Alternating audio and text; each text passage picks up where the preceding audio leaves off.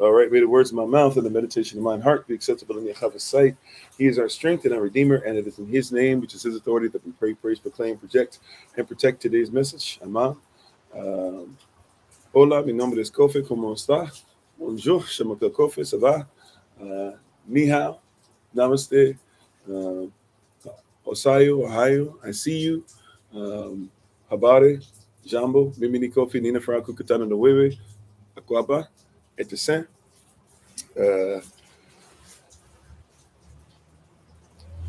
Bakwartav.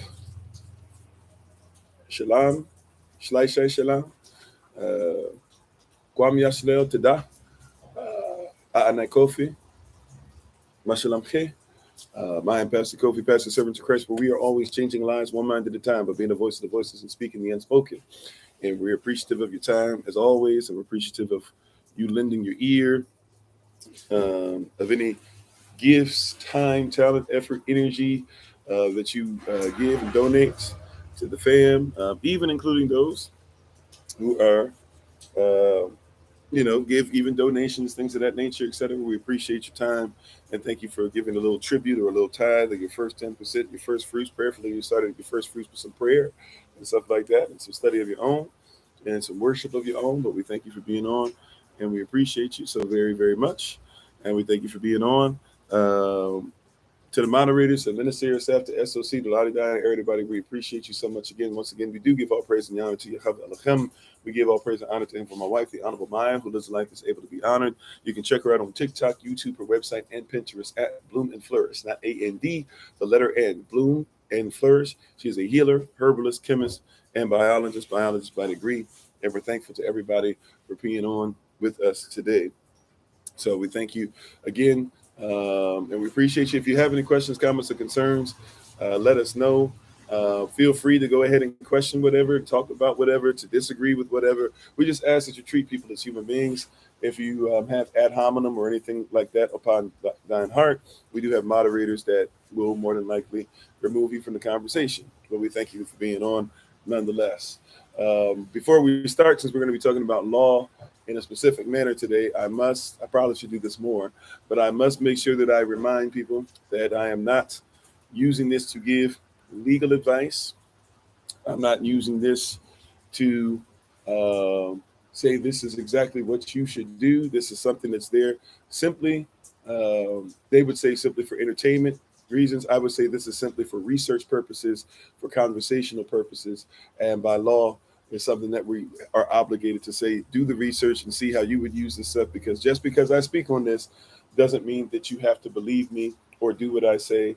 You are responsible when you get in front of a judge or when you're dealing with law. You are responsible for dealing with these things on your own. So we must make sure that's very clear before we talk about what we're talking about today. And if you notice, since I'm talking about that, we're going to be talking about something that has a lot of severity if used incorrectly. And a lot of us use any kind of sovereignty or law a lot of times without knowledge of it. So we're going to be teaching on some things, and we're going to be talking about a lot about admiralty law, maritime law today. And I'm not here to teach you exactly how it's used, especially in this public platform or whatever. We do have teachings where we go a little deeper into it in different areas, but today is to help you to be able to see something that maybe you've never seen from a different context. So I just want to make sure we start off with that.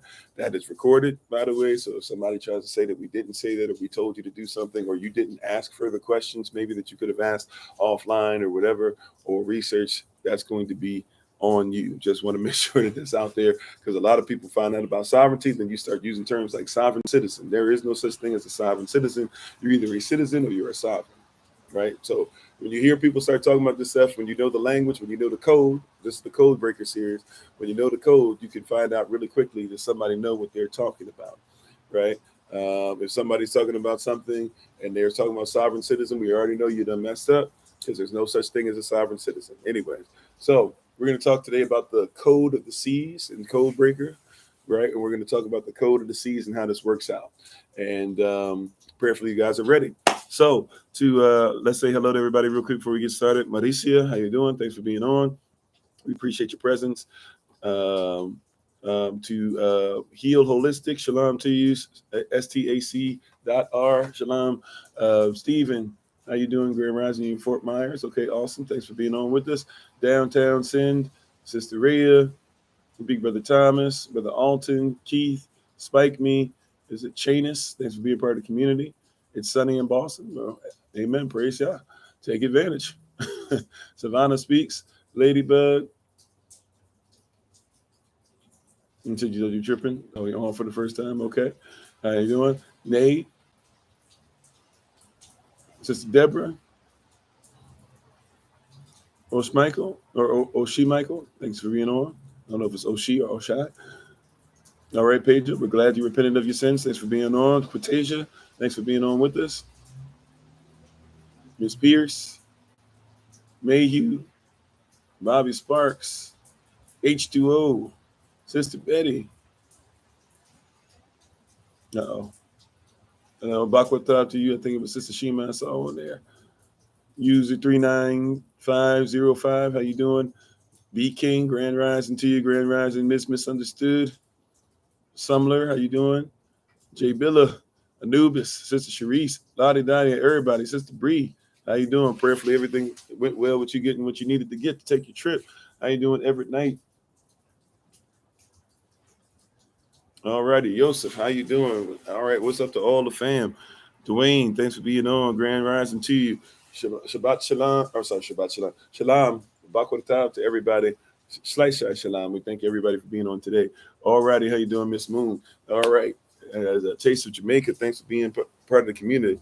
So let's get into this. The law or the code, of the seas. We're in our code breaker series. Today we're talking about the code of the seas. Yesterday we talked about the code of the seas. It's in the letter C. We had a group of 3 C's: confidant, constituent, comrade. We had 2 C's we put together: competence and confidence. We had 1 C we put together: constitution. And then for those who are part of the Patreon kingdom, Patreon family, we had a bonus C for you guys on there. Prayerfully, you guys had a chance to go watch that and listen to that. We're going to try and start doing more of that after each live. Just go ahead and post something that's just for you guys right away. That way it's easy to make sure we're keeping up with content. And how you doing, Yardy? So, but today we're going to talk about the code of the seas, as in the SEAS. So not the CS, but the SEAS today. And so this delves a little bit into maritime law and admiralty law, which I'm going to be honest, I'm not an extreme expert of them, but I know enough of them to be able to have conversation. So let's go ahead and have some conversation regarding how these things deal with things. And how you doing, babe? My wife is on, the Honorable Maya. Once again, you can check out Elder Maya on TikTok, YouTube, or website, and Pinterest at Bloom and Flourish, not A-N-D, the letter N, Bloom and Flourish. She is a healer, herbalist, chemist, and biologist by degree. The tincture of the month that she's giving, tinctures are just natural medicines, which she makes a whole bunch of them. But if you would like to get that, any of them, especially the featured one for this month, the tincture of the month is anxiety release. So if you'd like to be able to connect with her, let us know. You can text her at 410-469-1553. Again, that's 410-469-1553. Again, I say 410-469-1553. Last time, that's 410-469-1553. And thanks for being on, Doll I Am, Aphrodisiac, Coco. We appreciate all of you so very much. Thank you, user 541, if that's your way of saying hello. Hello to you. Have a great day. So as far as getting on track with the laws of the seas, when we talk about admiralty law, right, a lot of people don't even recognize that admiralty law is still a thing, right? Maritime law, admiralty law can a lot of times go hand in hand, right? A lot of people don't recognize admiralty law of admiralty, or maritime law. But there are 2 other laws that go with it, and they've been combined in recent times, especially in Western history and especially in American history, where recently all the states, so all the countries that are in the United States, gave up their right to maritime law to the federal government. So that's why when you hear a lot of people talk about maritime law, they put it as one and the same with, a lot of stuff having to do with sovereignty, right? And hey, how you doing, education? So a lot of us are not aware of that, but maritime law goes hand in hand with a lot of the issues that we go on, especially how things get shipped. And it's something that usually, not 100% of the time, but usually if you're going to talk about maritime law in the United States or admiralty law in the United States, you're going to have to actually deal with the federal court. which means you're dealing with a whole different type of thought process, right? So a lot of people are not aware of it. And once again, I got to put the disclaimer out. We're not giving legal advice. We're just telling you some things that you might want to research for yourself, okay? So a lot of us, when we're dealing with in maritime law, we make the assumption that we're dealing in the same kind of law, or we start speaking the same type of law, right? Like a lot of people, for example, when you're dealing with, let's just say federal law, a lot of people, when you're dealing with federal law, a lot of people just make the assumption that when I go into a federal court, I'm going to speak the same way I speak in the state court. You are not going to, because federal court does not operate the way that your state court does, right? There's different jurisdiction. And this is something that we don't talk about enough when we hear people speaking all this stuff about different laws or cultures or different things like that. We don't deal with this word jurisdiction. So let's look up the definition real quick of jurisdiction. Right? Matter of fact, what we'll do is let's deal with a legal definition of jurisdiction. Let's start there with a legal definition of jurisdiction. When you hear jurisdiction, what does jurisdiction actually mean when you're talking about from a legal dictionary? Right? And I'm just going to go type in law.com. How you doing, Sister Irena? And law.com. If we look up law.com, what do they mean when they say jurisdiction?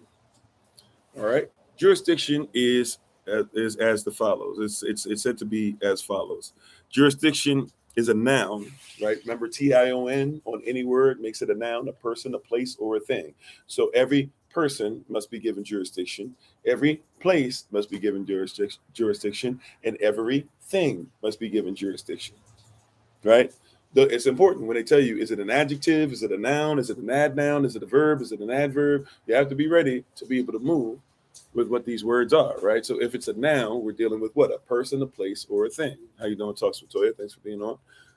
It's a person, a place, or a thing. All right. So jurisdiction, it says the authority given by law to a court to try cases and rule or on legal matters within a particular geographic area. Right. So let's just deal with that. And how you doing, Christy? Thanks for being on. So let's deal with that again. The authority. You have to be authorized as a person, place, or thing, right? But this particular part of the definition says what? It is the authority given to or by law to a court to try cases and rule on legal matters within a particular geographic area, right? So a particular geographic area, we're talking about the code of the seas or things that happen overseas. We have to realize that every particular geographic area is allowed by law to have certain jurisdiction, right? This is why we mess up, right? This is why we mess up. You're thinking, everybody was doing this thing. Well, there's this black woman and she's going to be put in the Supreme Court. And so when she gets put in the Supreme Court, it means therefore that we're going to be able to make sure that they don't reverse the decision on abortion and blah, blah, blah, blah, blah. Right? Yeah, they have to stay in their lane. They got to stay in their zones. How you doing, Yashir? Yashia. So watch this. So watch this. So they had to stay in their zone. You thought a lot of people are out here fighting up. Okay, we get this. You think if we get this person voted in, and everybody was like, "Oh wow, I can't believe that this black woman got into the Supreme Court, and now nothing changed, and they still voted the same thing because she has to uphold the laws based off of where she's been given geographical, right, authorization. She has to have jurisdiction. How you doing, Sister Beverly? Right? She has to have jurisdiction. It doesn't matter. See, that's why culture matters, right? Culture matters. Comprehending the belief system, the structure before you get emotional and get into your feelings and your mood and put effort and energy into something and form habits. You have to see where you're going. See, she recognized if she was going to become a Supreme Court justice, she has to obey the law, whether she even likes it or not. The law comes before what she likes. That's why even with the word love in our culture, right? If you're talking about loving somebody, love goes past your liking. You might not like yourself in the moment. You might not like the person, but you have to still love the person. Love is an action.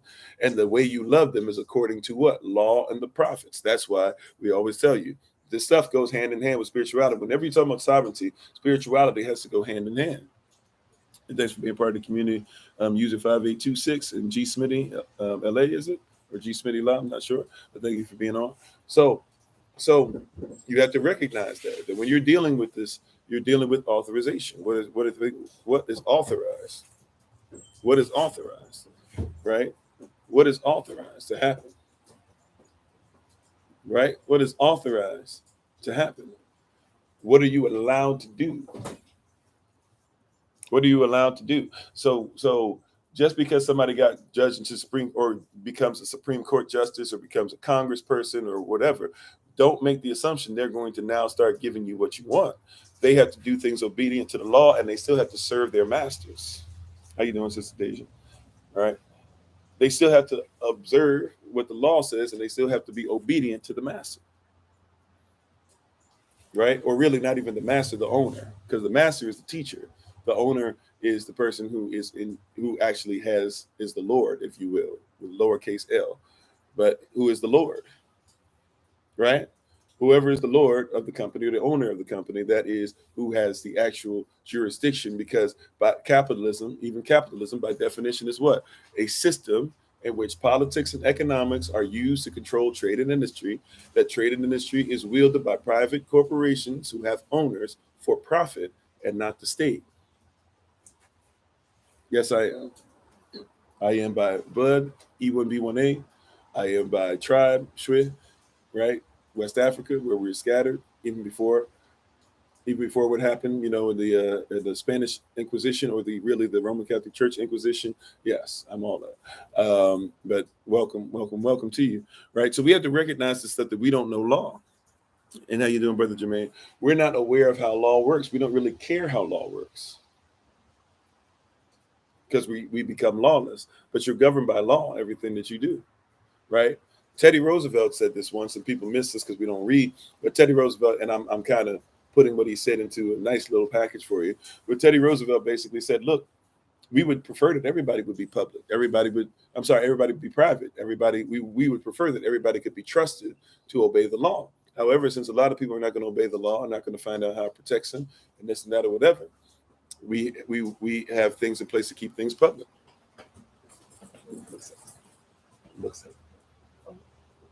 So we have certain things that are there to be able to help you as far as to make sure that they can obey the law, right? We have things that are in place, things that are there for you to make sure that we do these things, right? You're from Sierra Leone? Okay, awesome. So in all these different things, right, there you have the right to be private all you want, but a lot of people prefer to have the public take care of you. You have a choice to live a private life. You have the right to live a private life, but people don't recognize how law works. So you have to have jurisdiction. Let's keep on going though, right? So jurisdiction, the authority given by law to a court to thy cases and rule on legal matters with a particular geographic area and or over certain types of legal cases. Once again, when you talk about admiralty law, the code of the seas and all this, there are certain things that have been taken away from the state. The states gave up their rights to be able to take care of admiralty law. All right. So therefore, if you're talking about jurisdiction, whenever you're talking about maritime or admiralty law, you have to realize you're not dealing with the states anymore. Right? The states don't really have jurisdiction over admiralty law. Now there's three types of law. Remember, there's many types of law, right? There's kingdom law, marital law, universal law, substantive law, procedural law, procedural law, remedial law, public law, private law. Of course, you go into common law of admiralty that we're talking about today, and law of equity, right? And there used to be three different courts for those specific three: common law, law of equity, and admiralty law. There used to be three separate courts, right? We're going somewhere. We're just laying the foundation, just hanging there, right? Right. But you have to recognize now they tried to put all three together. So now, but they can't. You still have to have jurisdiction. So if you go into a courtroom, you have the right to be able to ask, am I under common law right now? Am I under law of equity right now? Right? Am I under admiralty law right now? Right? So even when we talk about, like, for example, we've shown pictures before in the past where you can look at the courtroom from on high and you can see it's shaped like a ship. Yeah, so some of that stuff is very true. How you doing, Sister Alstra? And what you're saying is true, is correct. You're definitely correct. True, noble, humble. Like, you can look at it over, And we can see what the ship is, right? Or ship, the shape of the ship. But it doesn't mean that every courtroom is shaped like a ship. And it doesn't mean every courtroom's going to have the gold fringes around the American flag. And it doesn't mean that every courtroom is dealing in admiralty law, right? Matter of fact, federal judges are different than the judges you go to in the state, right? Not every judge you go in front of is not a judge, right? If you are a federal judge, and for the most part, some people would even say a Supreme Court justice, but if you are a federal judge, then you are a judge, or at least closer to being a judge than people that are in the state, because they are part of the executive branch. The legislative branch, excuse me. So they get to legislate, they're part of the legislative branch, which means they're technically not judges because they're not part of the judicial branch.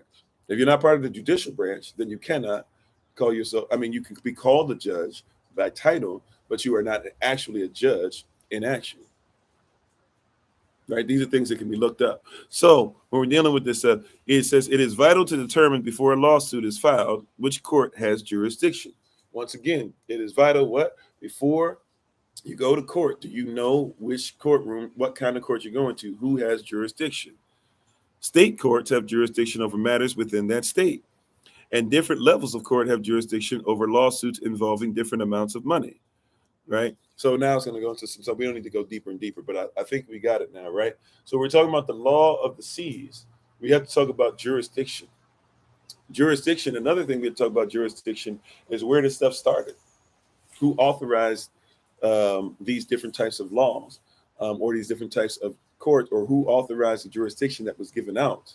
And here's the problem. Now, we're talking about the law of the seas, just like the laws of the Bible, just like the laws of court, just like the laws of the land, just like the laws for your family, etc. This is where the problem starts happening. Thanks for being part of the community, Patrick Hicks.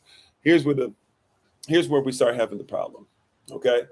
The problem is that a lot of us think, just like Black history, a lot of us think, just like any other thing we learn, that stuff started for our country, wherever we are, in like the last 200 years. And that's kind of as far as we go. Maybe really usually about 150 to 175 years ago, as far as anybody really wants to research, and we just stop there.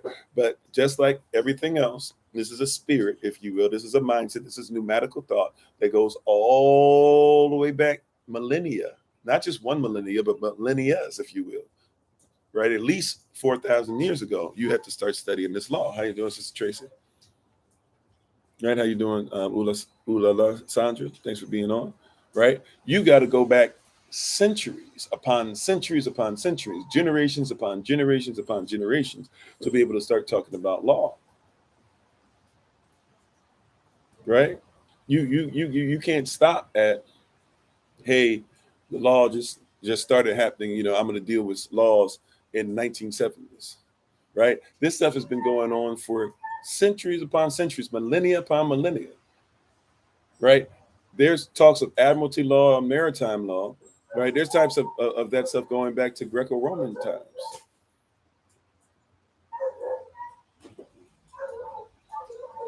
There's thoughts of those things going back then. I'm sorry. You come on. Okay. All right, never mind. So there's thoughts of these things going back. Justinian is written talking about how to make sure that he can take on maritime law or admiralty law from other cultures, as long as it didn't mess up the laws of Rome. Right? We don't even think about that stuff. Justinian is the reason why you have a Western Roman Empire and an Eastern Roman Empire. Oh yeah, I'm not going to bring her in front of this, and she'll knock everything down from where I got set up today. Sorry, not today. Maybe in another room, right? But there's all types of stuff where we don't recognize, what's really going on. It's like you're talking about this law as if this is something that just started happening, right? It's like you thinking that somebody calling you an African American is something new, right? Like they called you Negro. You think that Negro is something that, it's just these people that were, like you talk about these Negroes as if they're not you, or if they're some bad people. The term Negro is a West African ancient name that goes way, way back. So when they came over and they called it Negro land, it's because they knew who you were. And if you look at the first slave ships, right? we're dealing with the first, well, not the first slave ships, but the first slave ships to start getting into the slave trade. That's triangular slave trade that everybody knows about. That's not just an American slave trade, right? A worldwide phenomena that happened and still happens, by the way, because there's still slave trading. Um, if you don't believe so, just open your eyes and start thinking differently. The Brittany Griner situation and the person that was traded for her back to Russia, all that was a slave trade.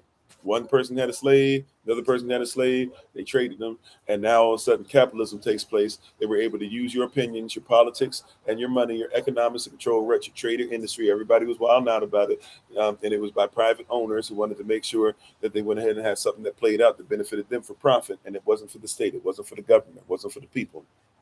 How you doing, Sister Drea? How you doing? Is it up light skinned? I think. Oh, plight skinned. Okay. I don't know if it's up light skin. Thank you for being on. Right. This is what happened. You're dealing with a slave trade. You're dealing with jurisdiction. Everybody's like, why didn't America just go over and get Brittany Griner and blah, blah, and stop jurisdiction? You don't recognize how jurisdiction works. And we think that America is different than Russia, but America and Russia are both republics. You think that America is against China, but America and China are both republics. You think that America is against North Korea, but North Korea is a republic. They have jurisdiction. They have boundaries, right? There are certain laws and principles that if you go ahead and go past them, then be ready for war. And everybody says they don't want to go to war, but then you want to break jurisdiction, right?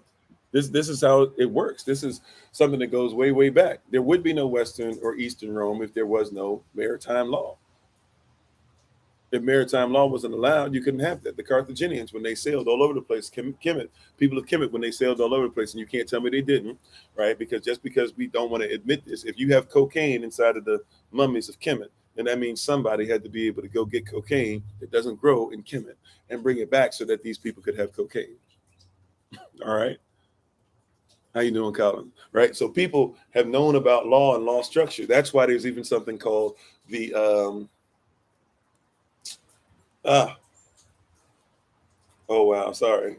I got to go through my head real quick. White man's burden, manifest destiny, Darwinism, lost cause, the doctrine of discovery.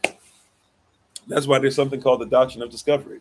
It started really about 1453 or 1452, most people will agree, but it didn't become official until 1493. Now, what happened the year before 1493? What happened that was so big? Somebody help me out in the comment section, right? What happened that was so big in 1493 and 1492 that would make them have to come up with a doctrine of discovery? Somebody help me out. Everybody knows this one, right? Christopher Columbus, right? In 1492, Columbus sailed the ocean blue, right? Okay. What happens in the year before 1492? What happens in 1491? See, we got to see how this law works and how they're using this code against us, and we don't recognize how to even identify ourselves in the code. CC, yeah, right. So what happens in 1491? What happened in 1491 that caused 1492 to happen, that caused 1493 to happen? What happened in 1491? Anybody familiar?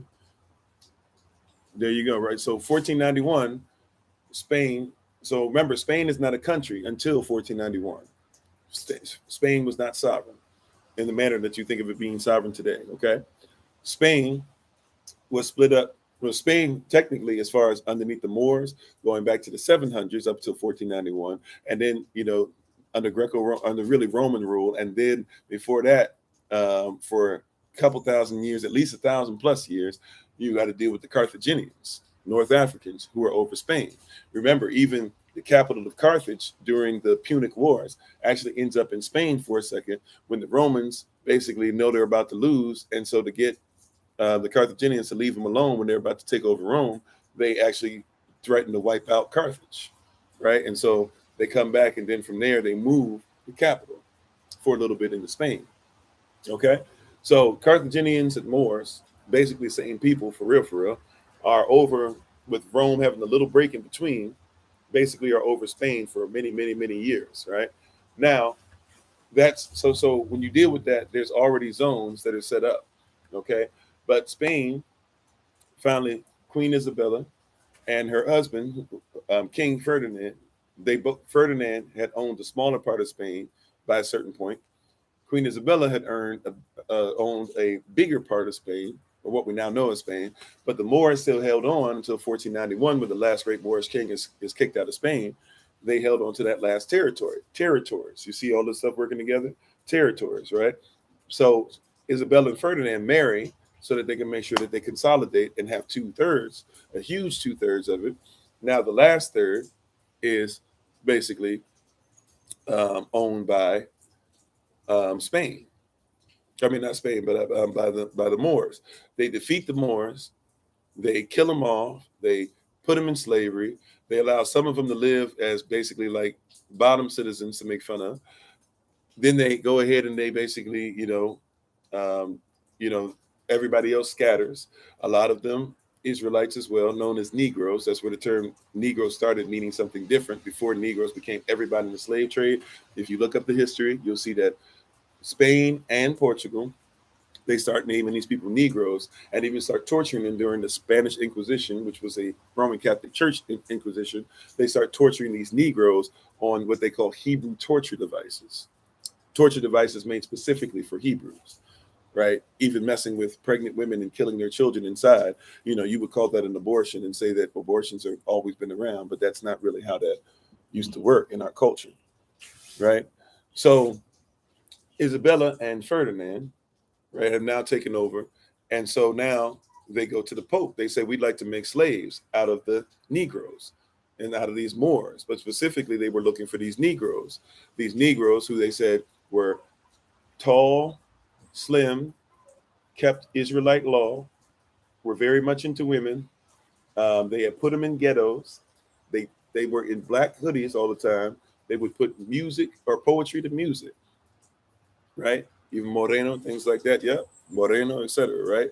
So all these different things. How you doing, brother TJ? And thanks for being part of the community, Lawrence. So you have all these different things that are happening, right? And so they're given permission by the Pope. They have to check in with the Pope. Now, Christopher Columbus, that came to Queen Isabella, as all these people were trying to figure out who was going to be the person to go and make slaves out of these same people.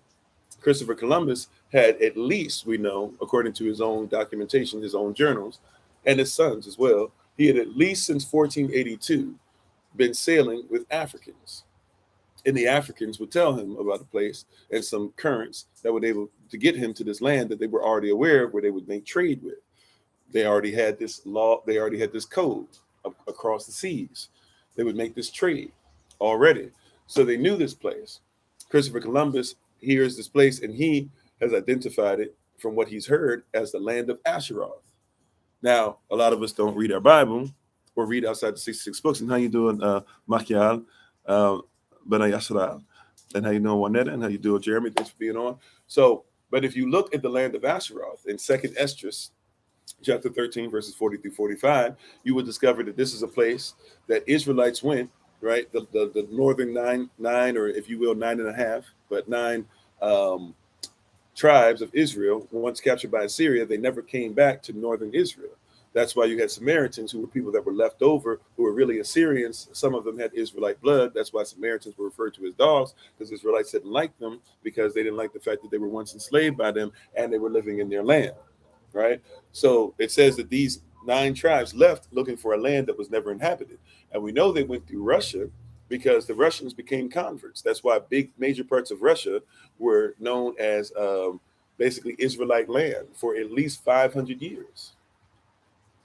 So they had already left. They had already gone across the Bering Strait, all that, and they knew where they were going.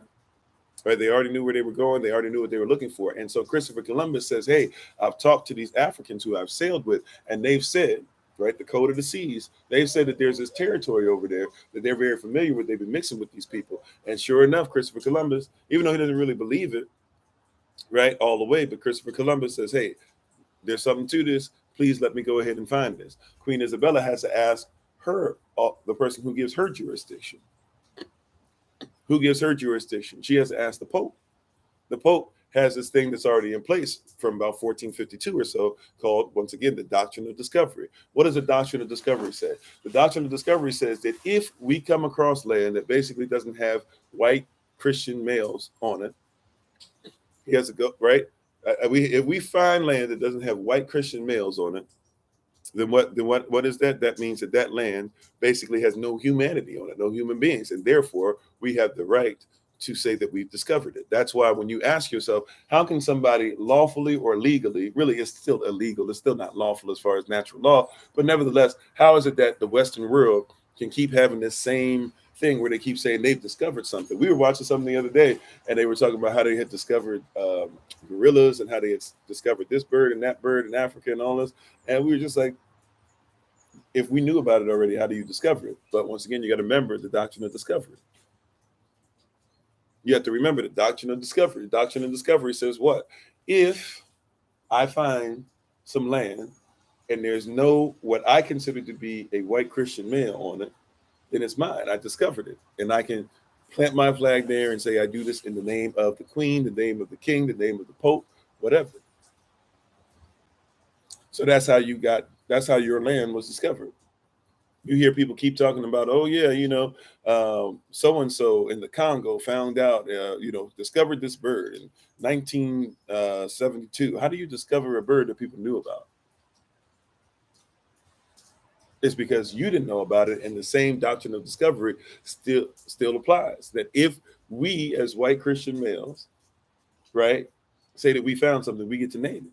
How do you tell people what the names of the planets are when we as a people we're already using constellations?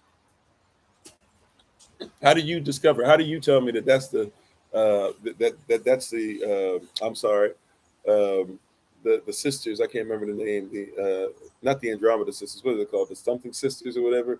And how do you tell me that that's somebody's belt? And how do you tell me that that's now Mercury? And how do you put your gods on it that you worship and tell me that's Venus and that's Mars, the deity of war, and Jupiter or Apollos and Saturn, who we do Saturnalia with, and stuff like that. And how do you tell me now that it's a global cosmology? You can do that because whatever you discover, thank you, the Seven Sisters, appreciate it. How you doing, Brother Austin? You can tell me that. Why? Because the doctrine of discovery says that, hey, white Christian male, I came across it, I didn't know about it, therefore nobody knew about it. Because it doesn't matter if you knew about it. See, this is the code of the seas. As they travel with this same philosophy. See, so we're thinking about this stuff as far as maritime law, admiralty law, just what's happening recently. Not even thinking about the fact that this is stuff that's been going on for thousands of years, right? For thousands of years. Why do you even use the term Middle East? Right? How do you even use the term? How do you even use the term Middle East? How does that come about? Because somebody said that, hey, well, if you're east of me, I've already discovered you. So since you're east of me, I just call you east. If you're way, way far away, I'll call you far east. If you're in the Middle East. That was in the 1800s. There was no such thing as the Middle East until the late 1800s.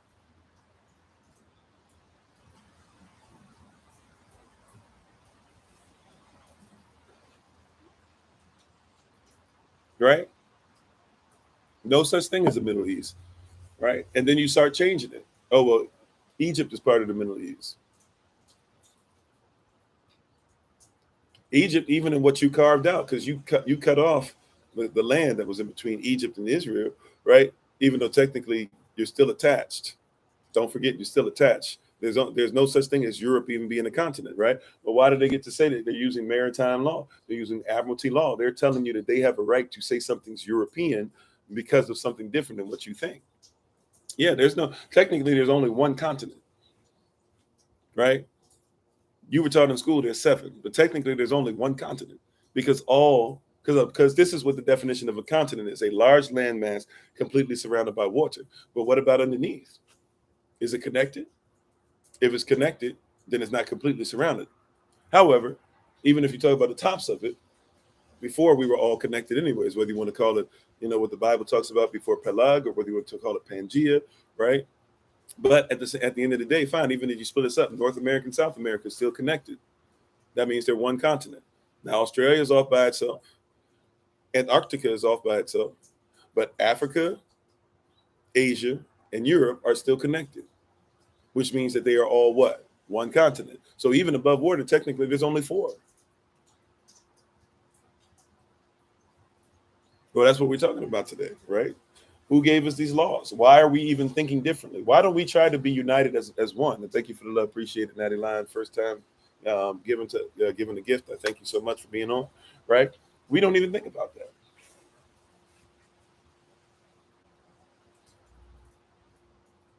Right? We don't even think about what's going on. Right? Even in maritime laws, the only reason why people have started saying, "Oh yeah, these things, Kemet really was in America" and stuff like that, is because that you had the doctrine of discovery. White people who came over, especially Mormons, right? Joseph Smith and others came up with a belief system to say that they were the actually Kemetic people and they were the actually Israelites, actual Israelites.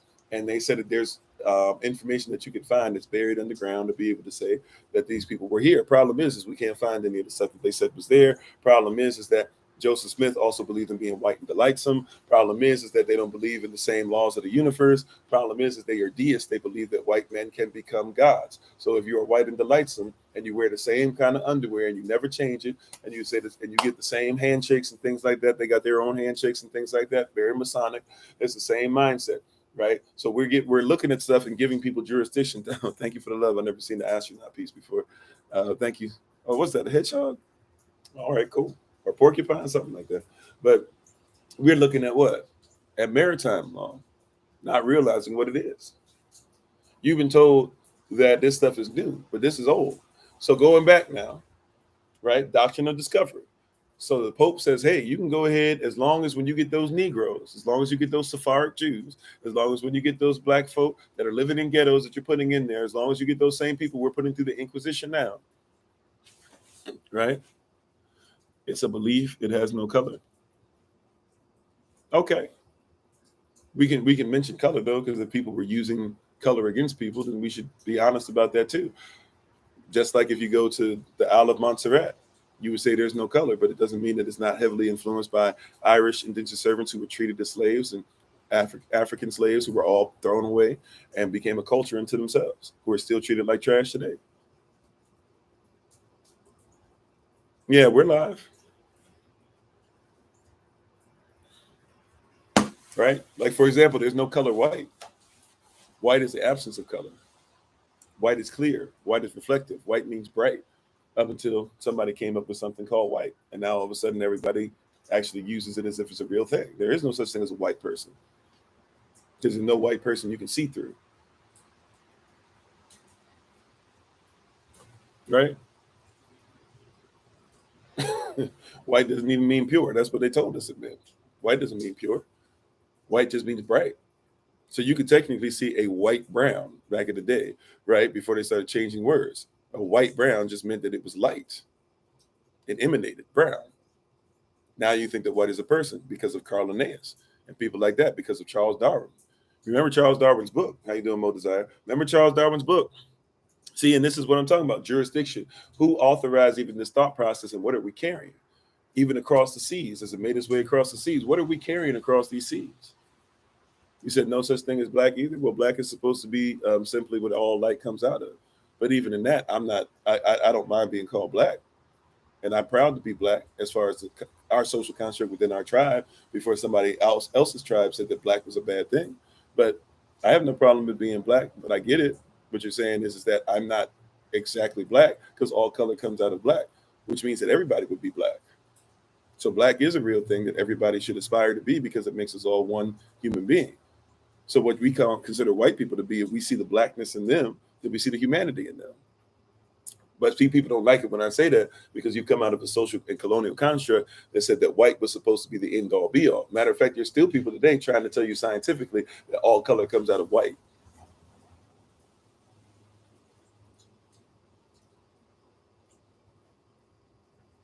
Right. Then we have our Moorish brethren whom I love.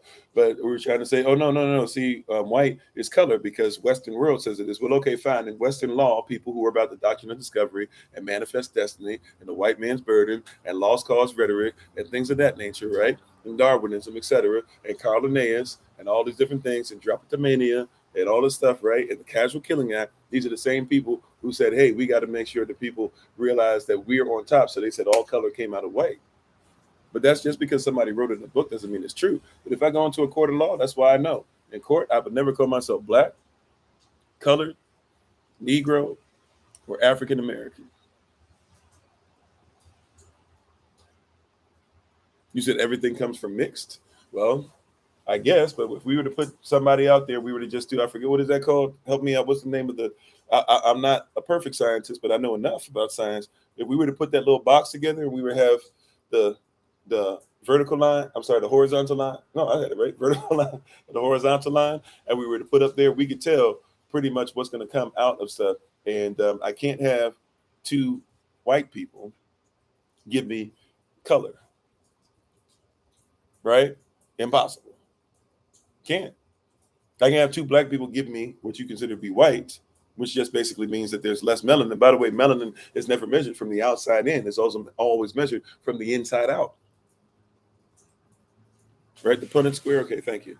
Right? So melanin is never measured from the outside in. Just because somebody looks darker than somebody else doesn't always mean they have more melanin on the inside. Now, usually it will mean that, but it doesn't always mean that, right? So even with that, even scientifically speaking, we're speaking a whole different thing. See, but whose jurisdiction? What traveled across those seas? What's the code of the seas that makes you think that it's actually proper to say some of those things? Right? We are carbonated beings. Sure. What does that have to do with the fact that we don't have melanin? Or I don't know if that's what you're saying. But yeah, everybody that's alive has melanin. If you have no melanin, you have no life. And see, the problem is, once again, we've heard from so many people who travel the seas that, hey, if you're white and delightsome, that's better than being black and terrible. Right? Go look up Carl Linnaeus. Matter of fact, let's do this. Let's look it up together. If you want to go look on your, let's just look this up. Carl Linnaeus and what he said as far as races.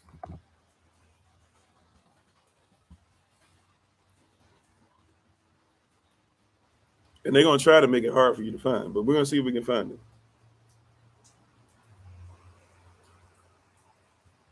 Let's look up Carl Linnaeus and his modern construction of race. See, because he's the one that separated race. I didn't do it. And he brought, and people decided to bring him across the seas what he brought. See how people get upset? People are upset and frustrated and mad. I'm not telling you anything outside of, well, hey, we should get rid of that. And instead, people are like, oh, no, what you're saying is wrong because it doesn't mean, no. Like, scientifically speaking, right? If your pineal gland is doing better, it means that the melanin in it is more fluid. Right? I'm not saying anything that's not real. They did research, like in World War I, World War II. See, you don't know how this stuff went across the seas and how they studied different people, even cadavers. And they studied different people's cadavers. Thank you for the love. And when they studied these cadavers, they studied the brain. And when they started picking apart the brain, they started studying the pineal gland, stuff that, people in ancient Kemet knew about 4,000, 5,000 years ago. And when they studied them, they realized that, hey, certain groups of people had more fluidity in their pineal gland than other people did. And the people who have less fluidity in their pineal gland are usually going to be people, or their pineal gland have, I said it correctly, right? Those people usually will have memory issues.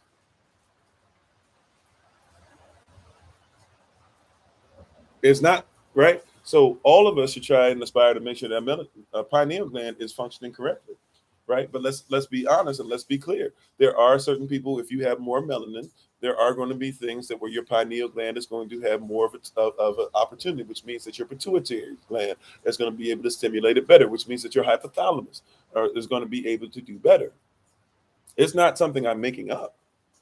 Right. And if those things are functioning at an optimal level, it means that you're going to have certain things going on as far as blood flow better. You're going to have gut health better. You're going to it's going to work better for you. All these things work together in the body. So why we have people that are frustrated to say it's because people don't like us saying anything about melanated or black being something that we should observe, because you're coming from a cultural end that used to say that They're so afraid that you're trying to do reverse racism, right? Because racism, right, which by the way didn't start off even with color, it started off with competition. Race is a competition.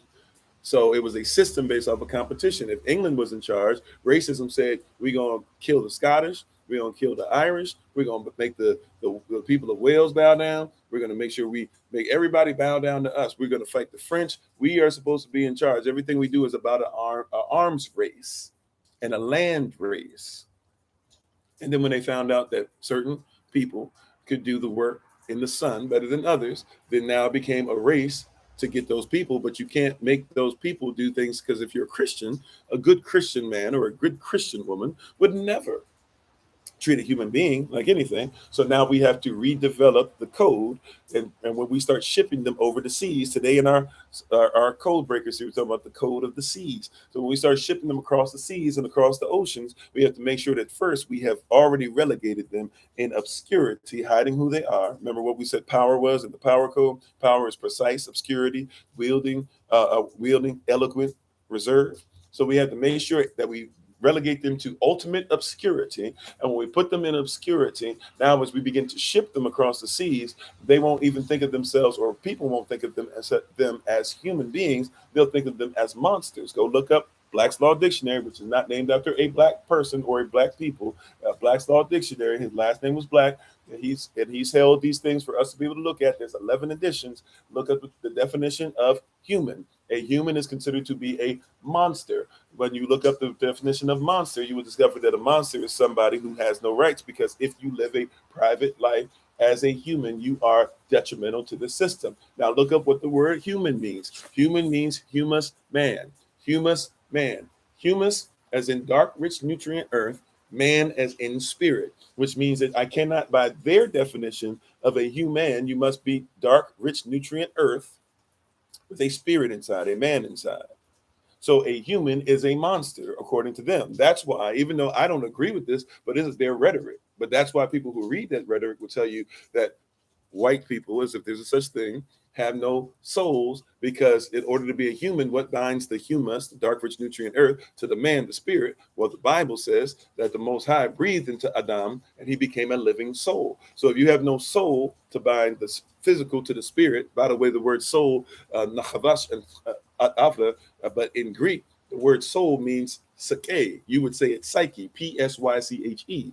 So a psyche is something that binds the spirit to the body, right? You see, it's a compound word. Human is saying something must bind the hue or the humus to the man, the spirit. Now, I'm not the one who came up with that definition, and there's a lot of scientists who don't look like me who will use that definition to tell you that therefore the more melanated you are, the more human you are. But I didn't say that. I didn't make that up. Right? I'm not even telling you that's a belief that I carry. I'm just telling you that's where people get it from. Why? Because we're dealing with all these different things that people are giving us from different social and colonial constructs. I'm sorry, babe. You said more melanin means that you're able to discern better and heighten intuition. Right. And these are things that are measured. By the way, they have melanin conferences, and the first for decades, they would not allow melanated people to go to melanin conferences. They studied you, but wouldn't allow you to actually learn about yourself or even add to the discussion as the person who could think with the melanin. So therefore, we had to start having our own melanin conferences. Now there's two different ones. And I'm sorry I didn't say King earlier. King Rocket, how you doing? Thanks for being on. And thanks for being on. User 338750, etc. Right? But people have this mindset that if I talk about melanin, I must be a reverse racist because you dealt with racism so long that your mindset is, oh, that's the only prism we can see it through. So if somebody says, hey, I believe I'm beautiful because I'm black, somebody says, oh, there's no such thing as black. That's why the person who's not on anymore, that's why the person said what they said. Yeah, it took you out. Yeah, I didn't realize that until I started listening to Dr. Lay Africa. He was the first person that allowed me to realize, oh, there's a melanin conference. They study us. Yeah, they most certainly do. And see, people then think it's wrong for us to study somebody else. But see, I think like if you start, we even use the term racism. I believe it's okay to use the term. Dr. Lay Africa even says you don't even worry about using the term racism, right? He says learn learn like what people aren't eating, because you are what you eat. So he says if you deal with the people that lack iron in their soil, that lack potassium, that lack magnesium, that lack there's something else I'm missing, right? But they lack certain things in the soil. He said when people don't have those things in their body, they become what we call bipolar.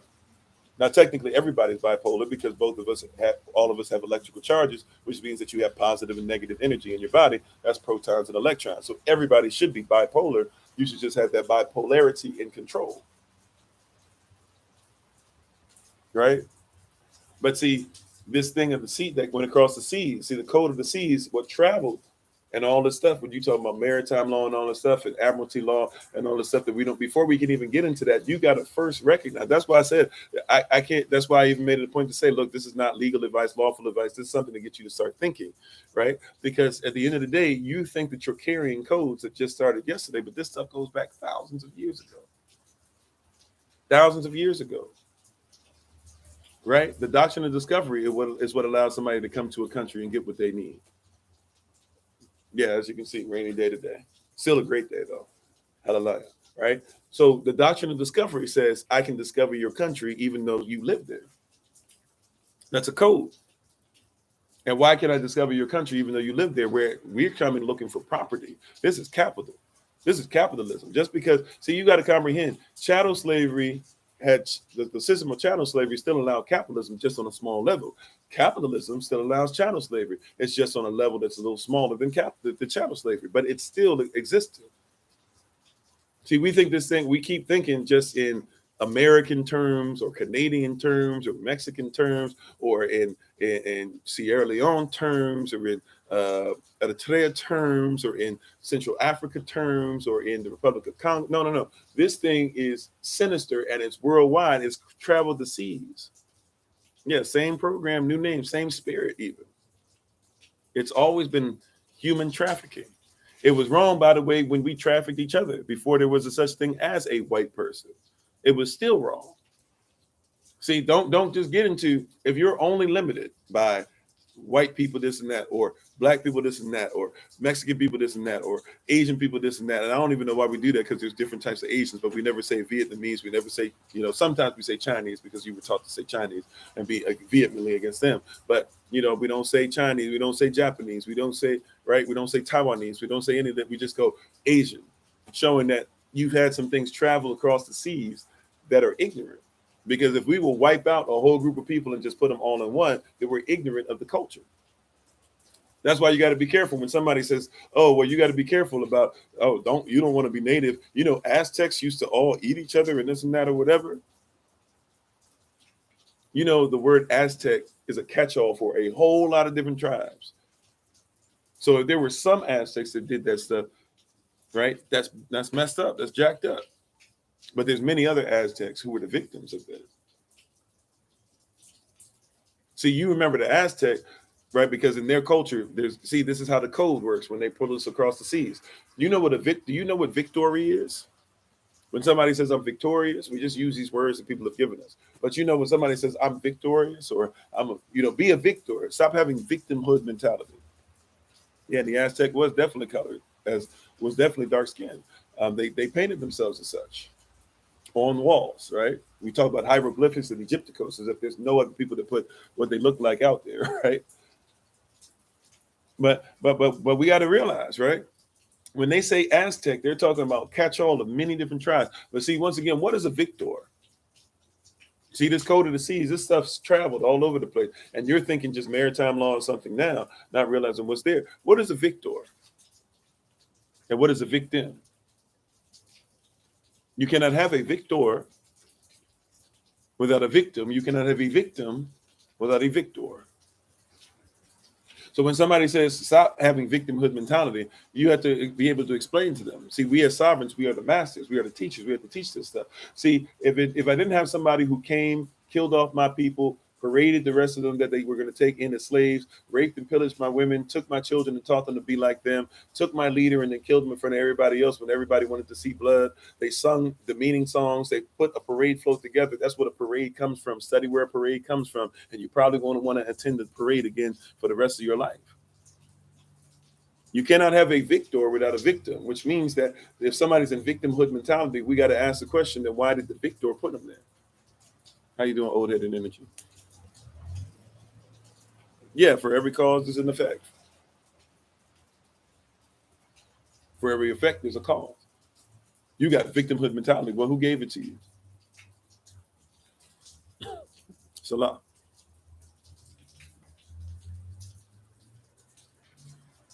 If somebody has victimhood mentality, you got to ask the question, who gave it to them? See, but that's nobody wants to ask that question. Nobody wants to go down that road. If somebody took away your ability to be able to write things out by your culture's hand, for you to be able to write out your own alphabet, for you to not even comprehend there was an alphabet before there was an alphabet, for you to comprehend that the alphabet or the alphabet goes back before the flood.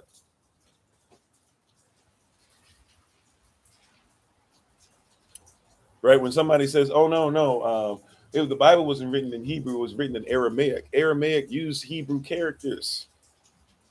They didn't even have their own characters. They used the characters. And really, technically, those characters, remember, Hebrew is bigger than Israel. So Hebrew goes back way, way back. And remember, Hebrew spoke the language of the people he came from, which means you got to go back to Shem. And Shem goes back to Noah. And Noah goes back past flood to Lamech. And Lamech goes back to Methuselah. Methuselah goes back to Enoch. So and so all the way back to Seth and then to Adam.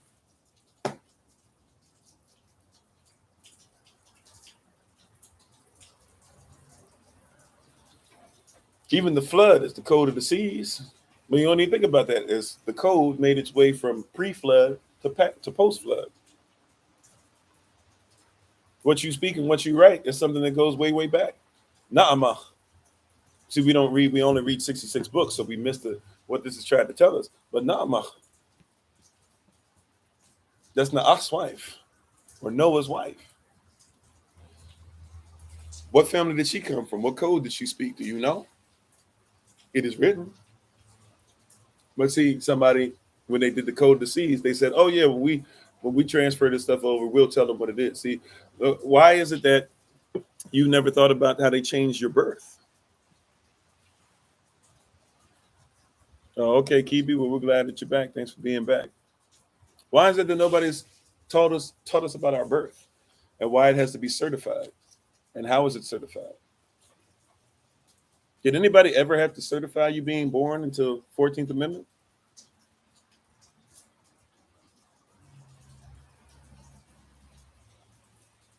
Did anybody have to certify you being born until recently? See, let's start getting into some of this terminology we use. Yeah, it can be overwhelming, lots, but that's why I said it becomes something we have to learn and then we have to start living. The more you live it, the less overwhelming it is because you're just taking in who you are at that point. But see, nobody cared about certifying the birth because it doesn't matter where you're from, it matters who you're from. And when they certify your birth now, what they've done is they've taken away the importance of who you are. It doesn't matter who you are. Matter of fact, you're not even considered to be alive.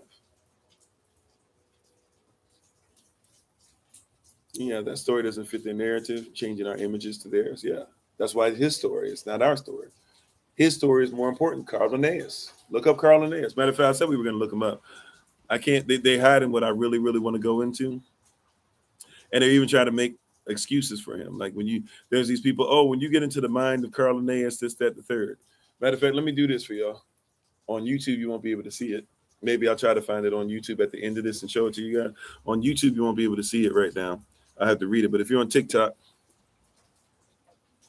right, it's Carl Linnaeus. Carl Linnaeus is where you start getting Charles Darwin stuff from. Darwin was considered to be Linnaean. Right? Darwin was considered to be Linnaean. Darwin was considered to be Linnaean. Right? So Darwin said that white people came from certain people or certain animals, right? And then there were other people and other people and other people, right? Black folk were at the bottom. Then you had it was really like white people. He said that it was Native Americans, right? Then it was Asian folk, and then it was black folk.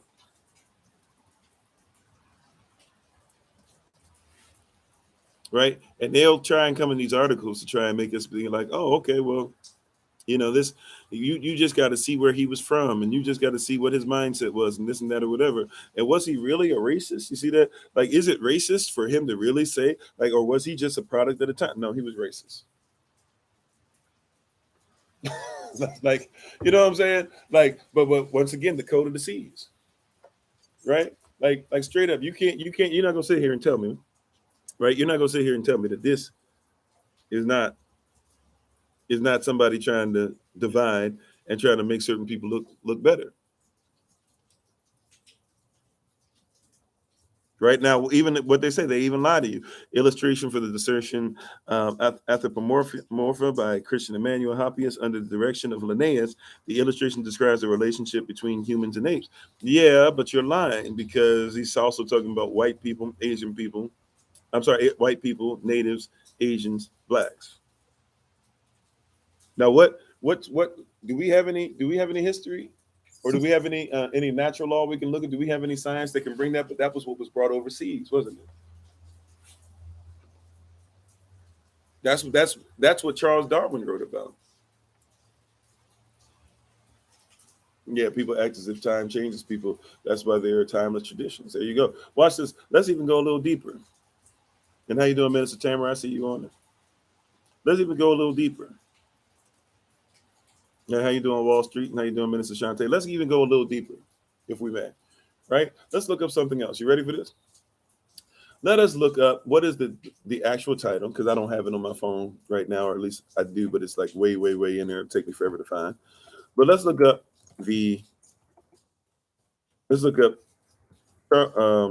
Charles Darwin book title. Let's look up what Charles Darwin's book was actually called. People don't even know. Right? But let's look up what it was actually called. Right? Let's look this up together, y'all. Because people say that we're crazy and doing it. This is stuff that traveled over the seas. This is stuff that spread all over the world. Right? Let's look at this together and see what this actually is telling us.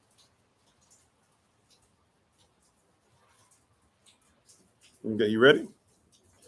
This is the title of Charles Darwin's book. The title of Charles Darwin's book. This one doesn't show the whole thing. I want the whole thing. Yeah, see, they're gonna mess. See, they're messing with it. Hold on. See, that's what I'm saying. You got to make sure that you're aware. I'll see if I can find. There we go. Here we go. You ready for this? Oh, see, they don't even have. Yeah, they're skipping out. So this is a book on. Really, it's supposed to be the theory of evolution, right? But let's just go with on the origin of species by means of natural selection or the preservation of favored races in the struggle for life. Did y'all catch that fourth part? So natural selection, semicolon, or what? Preserving favored races in the struggle for life. Which means that Darwinism is talking about what?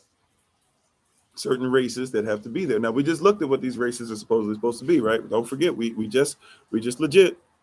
Don't forget, it wasn't that long ago. We just looked at this, right? That favored races, Carl Linnaeus. Now, remember we talked about that name and how they're trying to just be like, oh, nobody knows what really he meant, and this was just something. Was he really a racist? Blah blah. Well, time out. All right, if that's where we're going, if you want to play that game, now let's go back, because see, Carl Linnaeus is somebody that in the time they knew who he was. This wasn't just a product of the time. Why? Because this was something that was backed up. Look at that. After it says by Charles Darwin, M.A., underneath it's going to say what? Fellow of the Royal Geographical Linnean, etc. You see that? And it's written in 1859 all the way down. So this isn't something long ago, right when they get ready to go into the Civil War. This is something being trapped. This is something traveling across the seas. They're bringing this with them wherever they go, right? Manifest destiny is going to come. Lost cause rhetoric is going to come. The white man's burden has to travel. The doctrine of discovery, and part of that 5-piece, right? That 5-piece, when you get that 5-piece in the biscuit, part of that 5-piece you need to remember also, right, is the origin of species by means of natural selection or the preservation of favored races in the struggle for life. By Charles Darwin, M.A. By the way, Charles Darwin never even got an actual M.A. degree or got a degree, right? His only degree really was in preaching, believe it or not, right? Showing how what they preach. When you hear certain things preached, this is why some people say white supremacy is preached from pulpits. His family he comes from a family of preachers, or at least his father was a preacher. And this is what they preached. This is royalty that backed him up. People into geology backed him up. And people that were Linnaean or agreed with Carl Linnaeus, telling us that there were 4 different versions of people that came. You see that? I'm not telling you what I think. And somebody will tell you, oh, well, you're just going too far. That doesn't really matter. Why are you doing this, that, whatever? No. I'm not. I'm telling you exactly what is. I'm not saying that we should hate anybody because of it.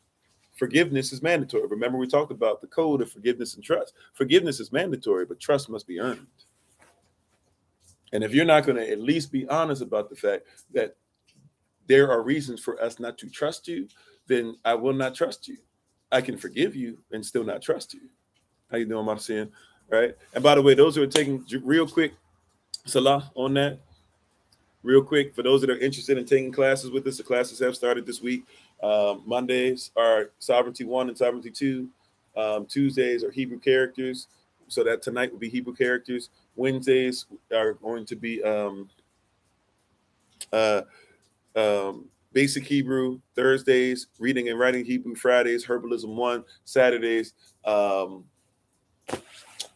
speaking Hebrew. So if you're interested in taking those classes, we do have other classes that we take that just won't be part of the semester, as part of the group sessions. If you'd like to do some other classes, we can set up one-on-one sessions or maybe even look for recordings to be able to give you.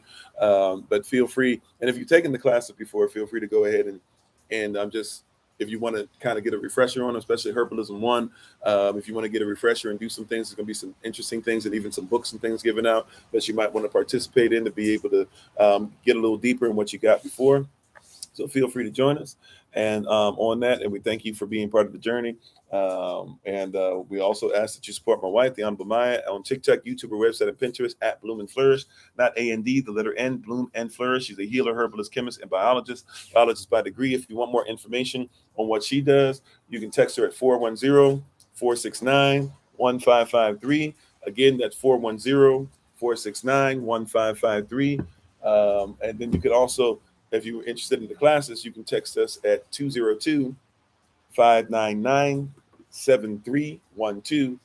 Again, I say 202-599-7312. How you doing, cream underscore 81? Right? Yeah, they preach their culture. Getting back to what we're talking about, and it's traveled across the seas.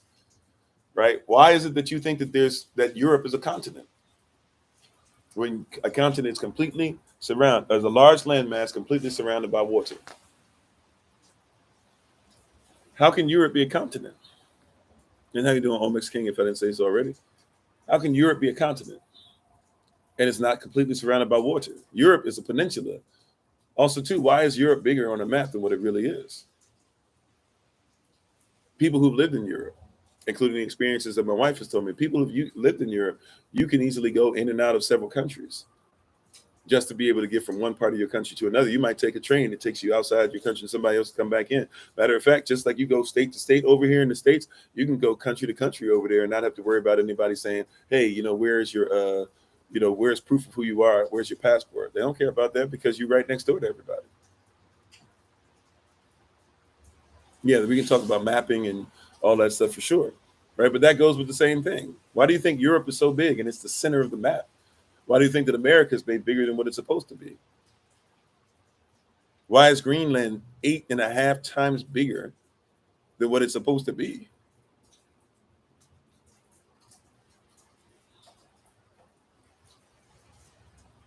See, now when you even talking about maritime law, somebody lying to us about maritime law, because honestly, how can these things be honest, and how can we have real maritime law and things of that nature? How can we how can we know about maritime law? And the fact of the matter is we're saying that we know about maritime law, but the map's not even right. How do we talk about admiralty law and we don't admit that the federal government got all the states to give up their rights as far as admiralty law? So if you're going to deal with admiralty law of admiralty, and maritime law, you have to deal with a fictitious corporation that says that they have jurisdiction over states.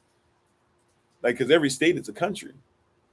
So how do you have 50 states that bow down to a government, right? And sometimes they don't, by the way. Have you ever realized that sometimes the states just don't bow down, and people say Arizona's so terrible because they won't bow down to what President Obama said. Y'all remember that whole thing, right? Now she was saying some racist stuff, but Arizona's so terrible because they won't bow down to Obama. Like, Arizona doesn't have to. The governor there is a head of state. A state is a country. So they can do things as far as what the country says, but they also have the right to be like, we're not going to bow down.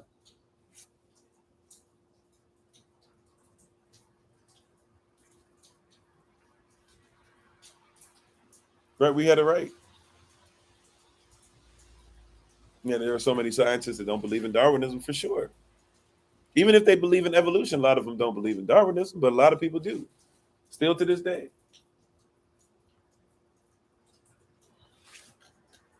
And we fell for it. Yeah, same kind of mindset that gets people to raid a capital that has a goddess Columbia on top. Right? Like, people are in fever pitch. Once again, what is capitalism? Capitalism is violence when politics and economics are used to control trade and industry. Wait, what are politics? Poly can be people. Poly can also deal with polls or opinions. So they use the opinions of people to get people riled up. And before you know it, you become more of a slave. You've asked for slavery now. You've asked for slavery. You've asked for more government now. You've asked for admiralty court. You've asked, hey, take away our right as citizens, as capital C citizens, or as sovereigns, right? Or even the public. Take away our right to be able to make sure that we are governing ourselves concerning what we want to be done with maritime law. Just take it. You can have it. Take away our right to make sure that when we sign something, we can sign it UCC 1-308 to make sure that we protect our humanity and our right that if you do not honor a contract, we don't have to be part of it. See, this is the beast that nobody wants to discuss. This is the second beast, that Nevel Kassar spirit, the number of a name, 603 score and six, not 3 6s, but 603 score and six. This is the type of system that conquers for conquering's sake, that kills people off because of their appetite for it, that makes sure that you can't even afford bread, and make sure that people are dealing in sickness and pestilence and death. The four horsemen, Revelation chapter 6, verses 1-8. See, this is the law. And people said we shouldn't pay attention to it, but no, see, somebody was telling us a long time ago, prepare yourself, literally. The third horseman, Revelation chapter 6, verses 5 and 6. I'm telling you specifically, people are going to get to the point to where you can't even afford food, and you won't be able to get it unless somebody said it's okay to do. And then in Revelation chapter 13, they come and tell you you're going to have a mark, a tav, or a mark on you that says specifically, right, that you don't belong to the kingdom, but you belong to these people. You're going to have to sign it away. Have you ever thought about your signature as being your mark? Your tav? How many things have you signed away in ignorance, not knowing what you signed away? How many things have you signed up for, not realizing what you signed up for? How many things have we signed up our children for, not knowing that we signed them up for? How many things have we been signed up for as children, not knowing, now our parents not knowing? So many, right? We didn't even think about it.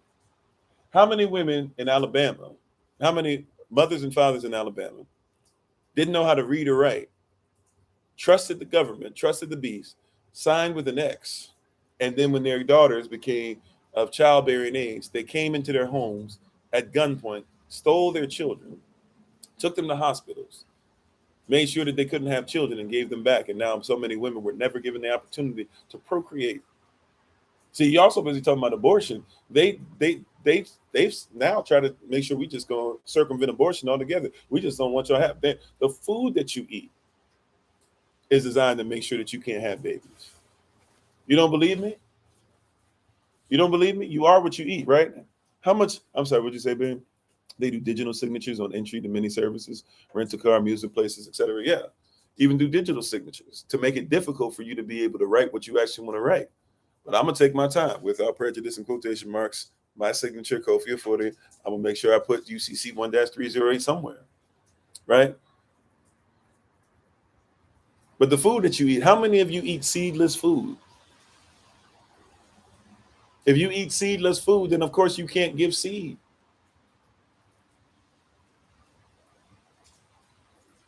I mean, it's not even that hard. I don't like the texture of the seed. You better learn how to like it, or you better learn how to love it. You don't have to like something to love it. You better act upon it, love. You better love eating seedless food or seeded food, even if you don't like it. Or if you don't like it, you better learn how to start digging all that seed out. And I know it might be tedious, but it's better for you. Because if you eat modified food, you become a modified person. If you are what you eat and you eat genetically modified food, it's only a matter of time before you're genetically modified. Yeah, even the seeds are changing in the food. We can tell it's not real seed. Even the stuff has changed. Remember, eggplant didn't used to be some purple thing that people only use to be able to say how much they want to have sex. You know what I'm saying? Eggplant used to look like eggs. That's why it's called eggplant. It used to look like an egg. And now for a lot of you, you'll actually get sick. Do you know, like when you eat real food for the first time in a long time and you haven't ate real food, you'll actually get sick because your body is trying to get a high and your body basically has to discard a lot of stuff. So like your body is like, yo, I have to actually get rid of a lot of stuff or whatever because you've given me this real food. So your body, you think that you're having an episode because the real food was tainted or you can't handle it or you're allergic. A lot of you are not used to eating real food. They sell it across the seas. But interestingly enough, overseas in certain places, they have more sense. See, even in Europe, and even if you want to talk about Europe, in Europe over there, they got, right, in Europeans in Europe, they got enough sense to say certain sugars and certain bread and certain fruit and certain sprays and all that are illegal over here. In Mexico, right across the border. You talk bad about them, but hey, if I drink Coca-Cola, because I do have a little sugar fix every once in a while, I'm be honest. Like last night, I got some Sprite, but I make sure I get, if I go to the machine, I make sure I get half water, half Sprite. Because I know my little sugar fix and stuff like that. So I got me a little Sprite, but I made sure at least half of it. Sometimes I try to get down to 3/4 of it is water. I made sure at least half of that thing had to be water. Right. And when you're used to doing that, you'll find out real quick that you'll actually, like, if I try to have like a whole full Sprite, it's difficult for me to finish a Sprite because it's too much. My body starts telling me it's too much. But a lot of us are not used to real food. So you think because you're throwing up or doing this or whatever, real food gets into you. And when your body gets some real food, it says, ooh, we got to get rid of some of this fake stuff. Well, how can you tell if your food is even real? There's certain tells, but in all honesty, that's why we advocate growing your own food. That's why even when it's time of sovereignty, we make sure that we try to teach growing your own food, how to do that. You even if you get modified food, you know that like some of your modified food, save it, let it sprout, let it do whatever, grow it. After a generation, that seed has to start going back to its original state. That's why a lot of the people who are out here, that's why farmers, when they grow their food, and they use genetically modified food, like from Monsanto, or now whoever's about to buy Monsanto. But like, believe it or not, Monsanto's about to be bought. So pay attention to some of these companies, right? If they didn't already buy it, it was a big deal last year. They were talking about it, or not even a big deal. They swept it under the rug. But when I saw it, I was like, oh, well, we need to figure out who's going to get it in this bid. But basically, like Monsanto, these corporations that you're used to hearing about, when they force people into contract with them, or you sign the contract, you don't really get forced. But when you sign the contract says you can't keep growing that seed. They have to uproot everything that they grew in order to grow seed again from scratch. And the farmers are like, well, we already got seed from the other stuff. Why can't we use it? And Monsanto won't let them use it because they know that the seed will go back to its original intent. If it goes back to its original intent, Monsanto no longer owns the food. So if they no longer own the food, or can say it's patented, because you can't patent anything that's made by the Most High by law, right? So they know no matter where they send the food, See, the code of the seas, this stuff was sent, this mindset, this spirit. We're thinking about this thing just started yesterday. But see, this is an attack on everything. You're thinking that Sunday worship is a problem now because we just learned about it. Sunday worship was a problem when Martin Luther was fighting against Sunday worship before they started shipping it overseas. So you think that stuff that's shipped overseas is only the stuff that is dealing with only just one particular thing you learned about. This is a spirit, right? That's why you have to worship the Most High in spirit and in truth. This is a spirit. This is pneumatical thought. This is psychological. This is systematically put in place that it might become systemic. So the best way to always do anything is to grow your own. Then people say, well, I don't know how to grow my own. My wife and I started growing food. My wife, technically. How you doing, Chef? And if Star's listening and the whole fam, how's everybody doing? Right. But a lot of people don't even know. Like, my wife, when she started growing the food and I started getting into it, when I saw her doing it, we were sprouting food and doing stuff and having pineapples, start to go and to come down and try to root and water and stuff like that while living in an apartment complex. Bought 2 shelves from IKEA and started a garden that was just a vertical garden. Had some stuff that would grow in the refrigerator, had some stuff that was sprouting on the floor in the kitchen, right? You can have stuff. Now I'm not right, and if you're say, oh well, what about bugs to do this, or the little bugs that have like those little web things looking or whatever? Get some soap, get some soapy water, and spray the stuff. The plants will be fine, and the bugs won't be able to be around.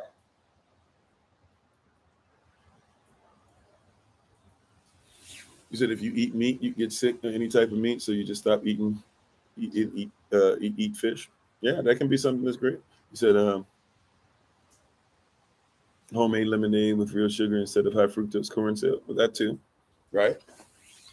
I do a lot of traveling, so sometimes I'll be on the road. But even when I do that stuff, whatever. But yeah, or my wife, she makes stuff that we take with us from time to time too, for sure. You can get some sorrel in your life. You can get a lot of different things. But what I'm trying to say is that, and save your seeds. Thanks, baby. Yeah, save your seeds from your food. It is imperative, especially if they're going to get rid of the food. Thank you for the compliment, Claudine. Yeah, so this thing has traveled across the seas. We're talking about the code of the seas today. We're under attack without even knowing it. We're talking about what's traveled across the seas. You think that only somebody telling you what you can or can't do with your birth certificate traveled across the seas. This mentality of making sure that they can control you. And once again, see, now we got to get into something that's even more important. If I can control you, can I serve you? If I control you, do I serve you? And if I serve you, can I control you? I can't. How you doing, Minister Sonia? And everybody for coming on. Shabbat, I keep trying to say Shabbat Shalom. It's not yet time for it to switch over, and even so, it wouldn't even be today. I'm sorry. Shalom to everybody. Bakwatav. Right? Grand Rising, everybody coming on. We appreciate you.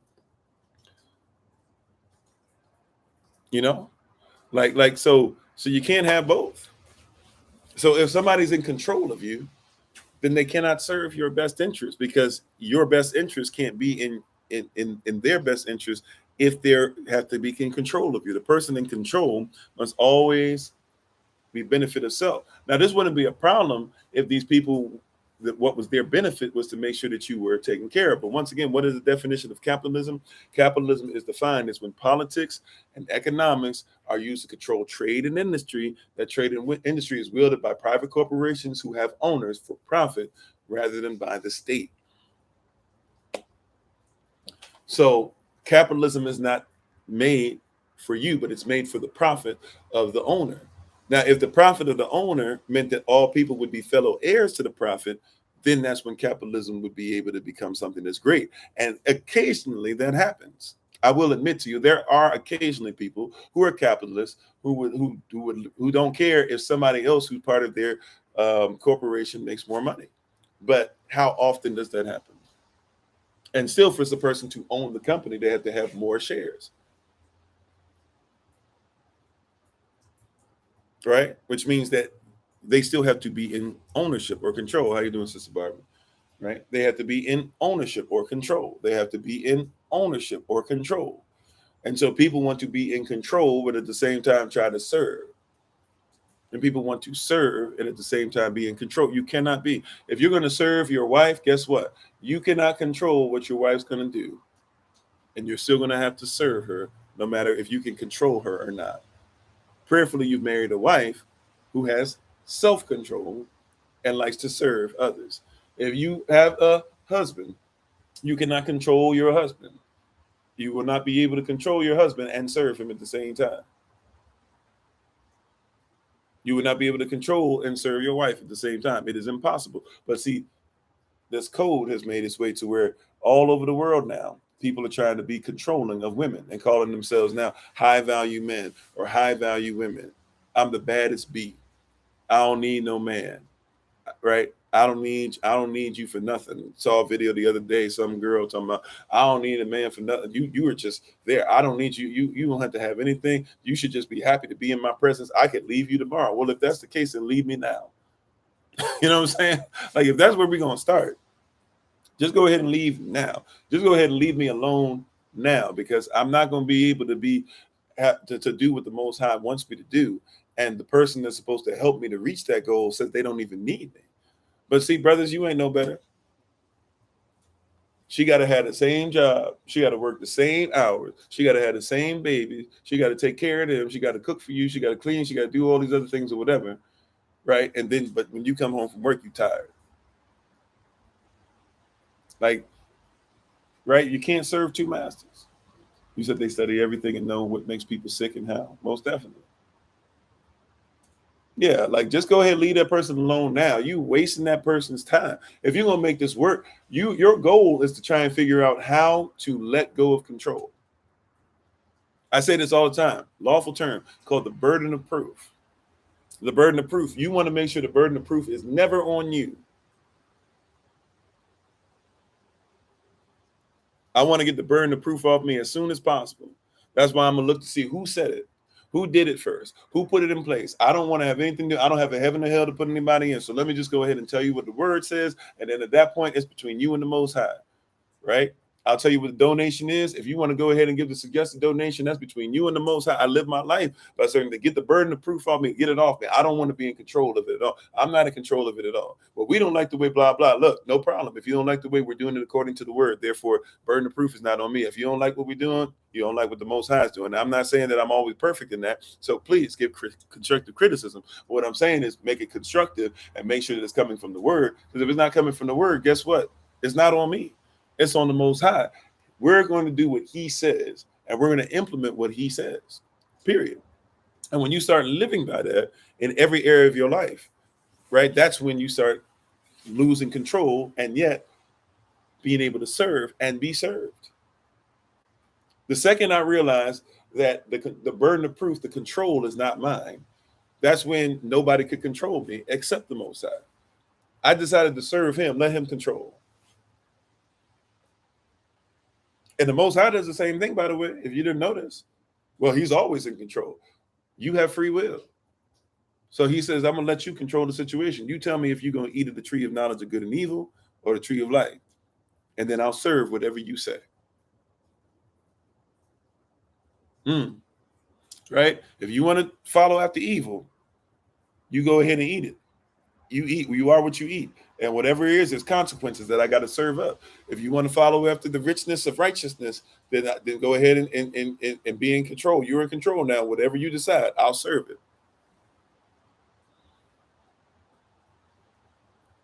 See, we have the code of the seas. There's a spiritual. Matter of fact, overseas, there's also something that goes over the seas. It's called the air. It flows, right? The air that flows, right? As it flows either way, as it flows, it basically has this it has this air that goes over it. And when the air flows in the currency that it flows in, there's jurisdiction of air too, by the way. When you get a bundle of rights, you need to make sure that you even look at to see if you own above your house and under your house. That's important. That's why people can come to your house and do stuff above it or underneath it. And you're like, I don't like what you're doing, but you can't stop it because you didn't make sure you had jurisdiction. But see, the devil is the prince of the air. So you only think about the flow on water, but there's a currency at air. See, right now, a lot of us are listening to me on a wireless device, right? So on your wireless device, what's happening? What's happening is there's an airflow. Something's happening in the air. There's a signal happening in the air. Now, there is a wire, right? The internet still has to move. Internet goes through wires, right? But at some point, it goes from the wiring, the physical, to manifest in the air. And the devil is the prince of the air. And if you notice, everybody's always about stuff that goes through the air, the energy of the air. I'm not saying that you shouldn't know about energy, but I'm trying to tell you, you have to be more than a conqueror, and you have to realize who's in control. So when I come on TikTok, when I come on YouTube, when I come on Facebook, how you doing, Sister Denise? I realize that the person operating that is operating with the prince of the air. There's certain things that they don't want me to be able to say and things like that. So it is not missed on me that people who are in contact with the prince of the air, who's the devil, are going to be very upset with me when I say certain things. See, we've had it before where we were reaching 37,000 people at a time. We were reaching at least, even recently, 10,000 people at a time. Now we're down to where in a day we might reach 6,000 people. Wow, how to get that low? Because we're speaking the message, but somehow, some way, even with it getting that low, we still get tons of followers each time.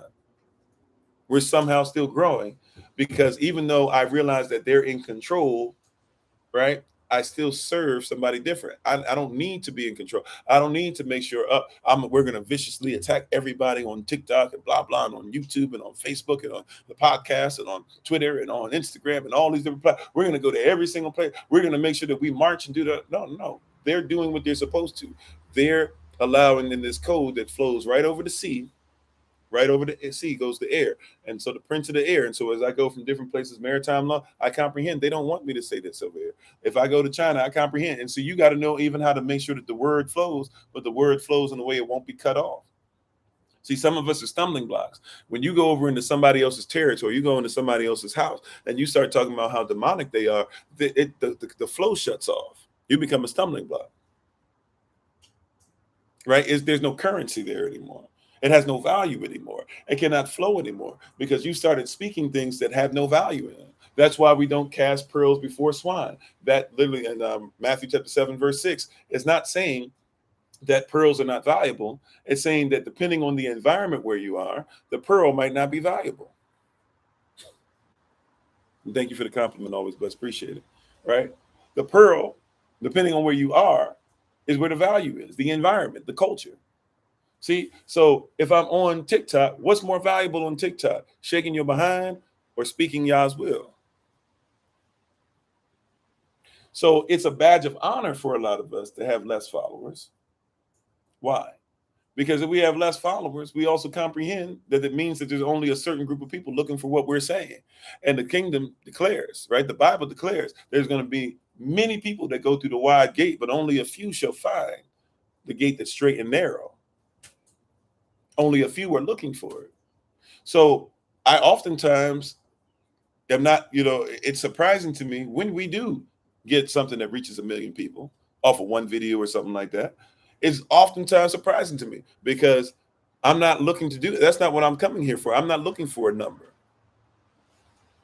How you doing, Nancy? Or Nancy, excuse me. I'm not looking for that. I know that only a few are looking for this path, this gate where the road is narrow and we can't do whatever we want. Only a few shall find it. If you find something, it means that you happen to come upon it or that you were even looking for it. Seek and you shall find is really the context, right? Remember, in that same area, casting pearls before swine, so if you knock, it shall be opened unto you. Seek and you shall find. Ask and it shall be given unto thee. That's the context. So therefore, many people who are finding this, remember, so he says it earlier in the Sermon on Mount, Matthew chapter 6, those who are seeking this road, I'm sorry, it's Matthew chapter 7, excuse me. Those that are seeking this are not going to find it. So the pearls is given, you got to recognize that, see, as I go to different places on the planet, as I go overseas, as this word captivates people in Alabama and in DC and in California and in Nevada and in Washington and in Georgia and in Florida and in all these different places.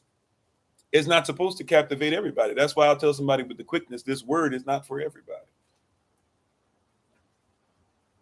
Only a few shall find it. Only a few shall have their hearts ready.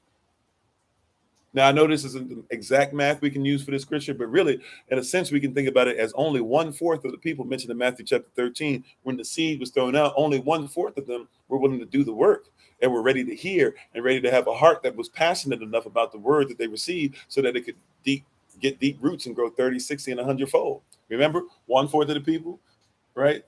The birds, the sun took the seed away. 1/4 of the people, they got excited, they heard about it, but it went one ear out the other, and it was choked up. They didn't even have a chance to get deep rooted. I'm sorry, no. The people get excited, but it goes in one ear out the other. That's the seed in the bird, right? Then you got the people who it doesn't get rooted that deep, right? So they don't really have this in their life that long. Now here comes an extreme event, and because they haven't really rooted this in their lifestyle, they don't do this, they don't operate it, they don't know it, they're not intimate with it. Now it's not going to happen, right? The next third is, hey, there's some people that it gets a chance to be there, but they're still dealing with bad environments. So because of the environment that they're around, well, guess what? Because of the environment they're around, now here come the weeds in that environment to choke out the word that was given, the seed.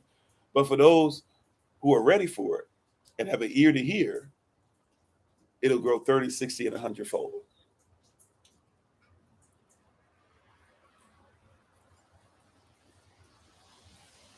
So think it not strange when you're trying to talk to a bunch of people and you're like, I'm talking to everybody about this, but only it seems like only 1, 2 people will even listen. Nobody really wants to follow because it's not for everybody. The government knows that. That's why private citizenship is for the few. Stop talking about the privacy of your home. If you don't live as a private citizen, you have no privacy. If you want privacy, you're supposed to make sure that you're private. If you want privacy, you need to be part of something that's not public. That's not the majority. If everybody's doing what you're doing, then what you're doing is not private at all.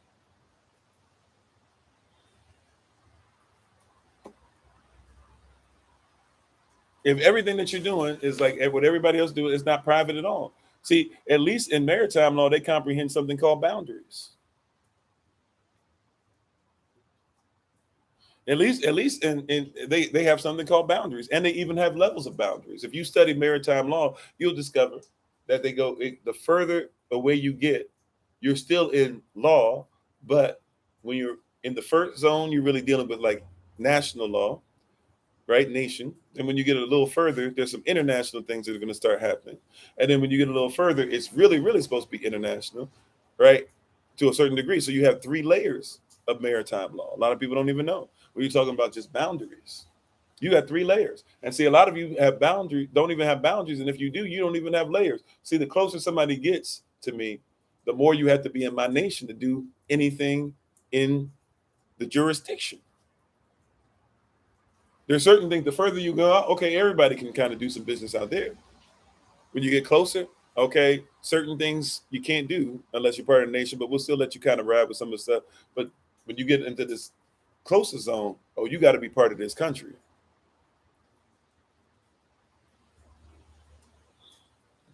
Like that's law. Law doesn't give rights, law protects rights. But you don't have anything set up. Do you have anything set up in your life to where if you on the outside looking in, you can do whatever you want? It's cool. I'm not even mad at you. See, you get mad at people that are doing stuff, but they're not on the inside circle. Let them do what they do. But you get closer. Hey, you got to start getting yourself in order because you're gonna be around family and children, blah blah. Maybe not even yet, but you know, you get closer to my family. There's got to be some stuff that I got in line to protect them. But if you get really, really, really close, there is something called innocence, not innocent travel, innocence, or travel in innocence, or innocent travel, something like that. But basically, there is something where there can be some innocence, but you're very limited to what that can be. Like you can't come in and say you're innocent if you're fishing, if you're like hunting, if you're like having a joyride, whatever. Like there's very specific things that you can innocently come into the country. But if it's not considered to be innocent, whether you're ignorant or not, doesn't mean you're innocent. By the way, when it comes to law, they will still lock you up. Mess around and break the least of the laws. All it takes is the least. You can say whatever you want. Brittany Griner, she let's say she accidentally brought in she didn't remember that she had that type of cartridge, and she didn't remember that she had that much weed, yada yada yada. She just didn't remember. I mean, that's true. But now you're on the mercy of the country you went into. But she didn't remember, or maybe she did it before, or they changed the law and blah, blah. Hey, you came in here and you opened the door. Now, I'm not saying she was treated correctly, but she got mistreated because she opened the door. Right? And a lot of times we don't want to talk about that. But see, Yahshua said, I am the door. I'm the dollar. Right? If you want to come in here, there's certain rules and requirements. If you're going to come in here with some of that stuff, though, I'm not going to allow you in. And the reverse is true. If you open the door to the enemy, don't be upset when he comes in. Oh, no, definitely not Kofi Christ. We talked about that before. I am not the Christ. All right, I'm anointed, but I'm not the Christ, for sure. All right, we give all praise and honor to Yahshua HaMashiach. Right? So, so we have to be careful about those things. You know what I'm saying? Like, we got to be careful about the boundaries, the jurisdiction that we have. You just told that to somebody the other day. Yeah, the boundaries, the jurisdiction. Amen. The word is the word. It's the word of Christ. I'm just saying I'm not putting that title with me at all, because that's not who I am. Right?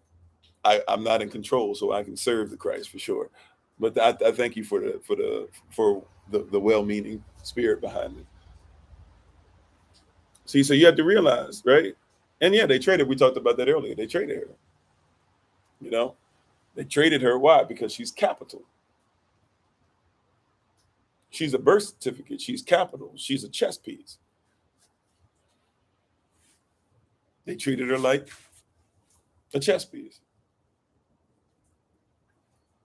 They treat you like chess pieces, especially if you let them. This is a chess game. Some people are bishops, sure. Bishops get to move different. So be careful about bishops. Be careful about pastors. Yes, I'm a pastor telling you be careful about pastors. Be careful about rabbis. Yes, I'm a rabbi telling you be careful about. Be careful about madachs. Yes, I'm a madach telling you be careful about madach. Right? They move different, but they have to obey laws in order to move. Can a bishop move like a pawn can move?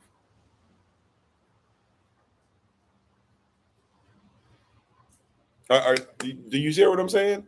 See, even if somebody's in a certain position, they're not supposed to move the way other people move. Everybody's a puzzle piece or a chess piece, if you will. The king, who's the most important piece of the game, doesn't get to move but a spot at a time. But he can move different than all of them. He can go in whatever direction, but he can only move a spot at a time. But he's the most important piece. You would think that he would be able to do whatever he wants, get as many pieces as possible, but no, that's not how it works. Oh, thanks for being on, Mike. Appreciate you. Right? Like, this is like you got to comprehend this. You're not supposed to move different. I mean, it's the same, rather. Excuse me. If you in the new walk, you can't move like you used to move. If you go to a new port, if you're reporting over these seas, it means that you were in a port and you left, you went to another port, and now you're coming back to tell people what you found out when you went to this new port, this new level of comprehension. You were in a port, you realize where you went, you're coming back now to report what it is that you've learned, to say, hey, you can come on. There's this vessel, there's room for others. Let's get out of here. The problem is you're trying to use maritime law or whatever laws to be able to try and say, hey, let's save this country. Let's save this, let's save that. But so you're going to have to report. Some of y'all want your marriages to be different. That's great. You're going to have to learn some things, go to another port, and then come back for your spouse to make sure you report about a new value system that you have that will allow them to say, let's ride this together. Let's communicate differently. Let's love each other in a different way, in a different manner. You said, wouldn't the queen be considered wisdom? I mean, wisdom is a feminine spirit, if you will. But, men and women can both have wisdom. But if you're talking about on chessboard or something like that, I mean, people subscribe to many different ideologies on that. I don't know necessarily, but the queen is vital, right?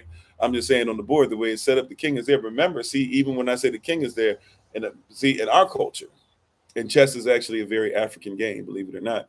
Some people would even say comedic in value first. But in our culture, yes, we have no problem with kings and queens being one.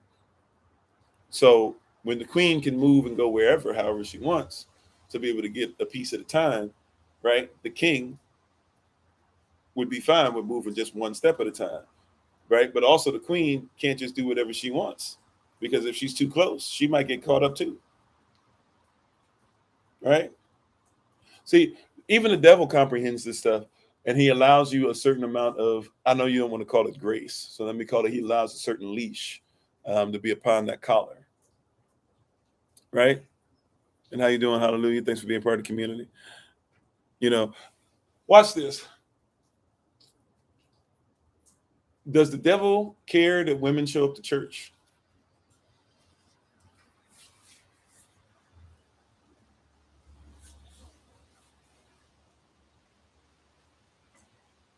Does the devil, does there seem to be a big, um, does it seem to be a problem to get women to come to church?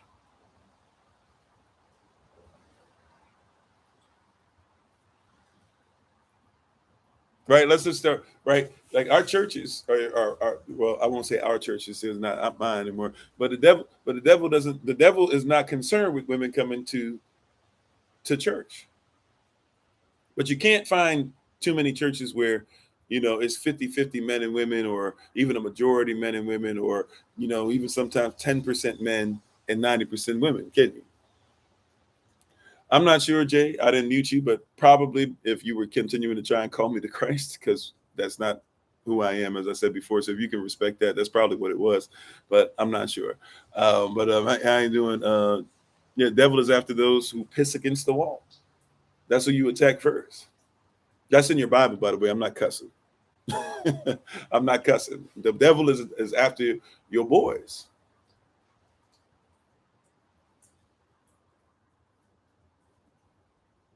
You said only Jenna Jennings says men in the church. He's not the only one, but I get what you're saying. At least he has some and stuff like that, right? He's not the only one, but but he's one of the people that people like to listen to. But like for example, on the flip side of Geno Jennings, TD Jakes has about 49% men and 51% women, something like that. So there's a lot more people than what you would think, but I get what you're meaning, right? But what I'm trying to say is overall, why do you think that the devil really doesn't have a problem with that? He doesn't have a problem with it because your boys are supposed to be a reverse nature. The Bible talks about the fact that there's coming a time to where men should be praying and women should be prophesying more. Now, it doesn't mean that men can't preach or prophesy, but what it means is there is coming a time to where men should be out here praying more.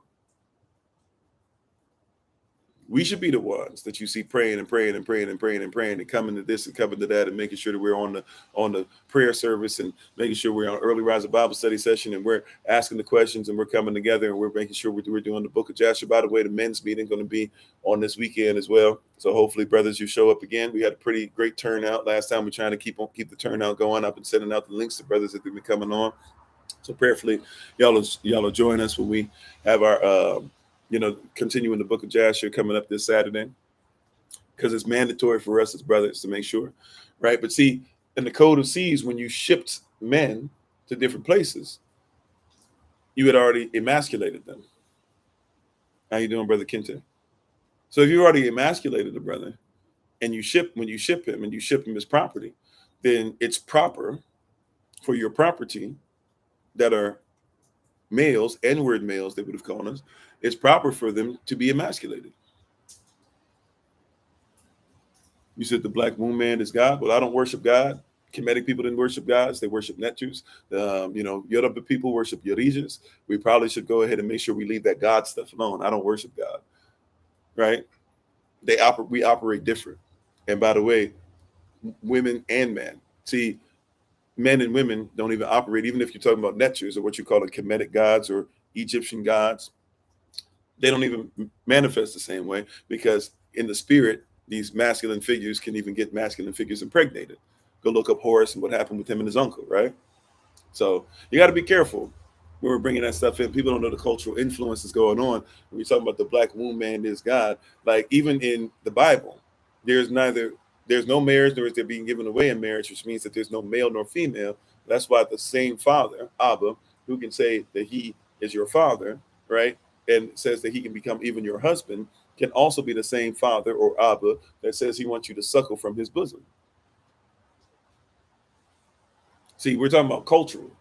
So if you come on here, sure, that's fine, right? I am Kemetic, right? And if you don't like that fact, I'm Kemetic, right? You could say I definitely am Cushitic, right? But I'm definitely Cushitic, Kemetic, Yasta, Shwit, right? Not just by saying it, but actually by living it, knowing it, being, being somebody who's present with it, talking to our community and stuff like that. It's, people have, like, you got to comprehend with chemistry. People are dealing with chemistry, dealing with somebody else's outlook on how we as melanated people operate. So God is a way of saying how German people look at deities or spirits that they can make whatever they want them to be. That's why there can be many gods. And people are right. God has many names because God can be whatever you want it to be. But Elohim is different than God. Allah is different at times, but really Allah and Elohim are supposed to be the same word derivative because it came from Ishmael, who is our brother concerning Isaac, right? So Ishmael is dealing with Allah coming from what? Isaac, who's dealing with Elohim, dealing with the same person, technically the same title. Now, depending on how you worship Allah or Elohim, now we got to start talking about that. And how you doing, King? King IDG, you know what? So yeah, we're having a problem. And there's stuff, it travels overseas where we don't even have the territory. We won't protect each other's territory. We won't protect each other's belief system. See, I have to protect Kemetic belief system in order to make sure I can serve the Kemetic person. So I'll let the Kemetic people, what they meant, I'll let them be in control of what they live by so that I can serve them better. The Buddhist or anybody who believes in reincarnation, I know what they mean by reincarnation. And so when I talk to them, I can actually protect their culture and protect mine, and I can serve them better. So we can have a conversation that somebody else can't have. So when they travel overseas and they bring that mindset to me and they say, well, we believe in reincarnation, I'll say something that blows their mind and probably blow your mind if you've never heard me say this before. I'll say, I believe in reincarnation too. And they go, everybody goes, I can't believe somebody believes in the Bible. Oh my goodness, what do you say? I don't believe that I can come back over and over and over and over and over and over again without end, that turtle upon a turtle upon a turtle upon a turtle thing.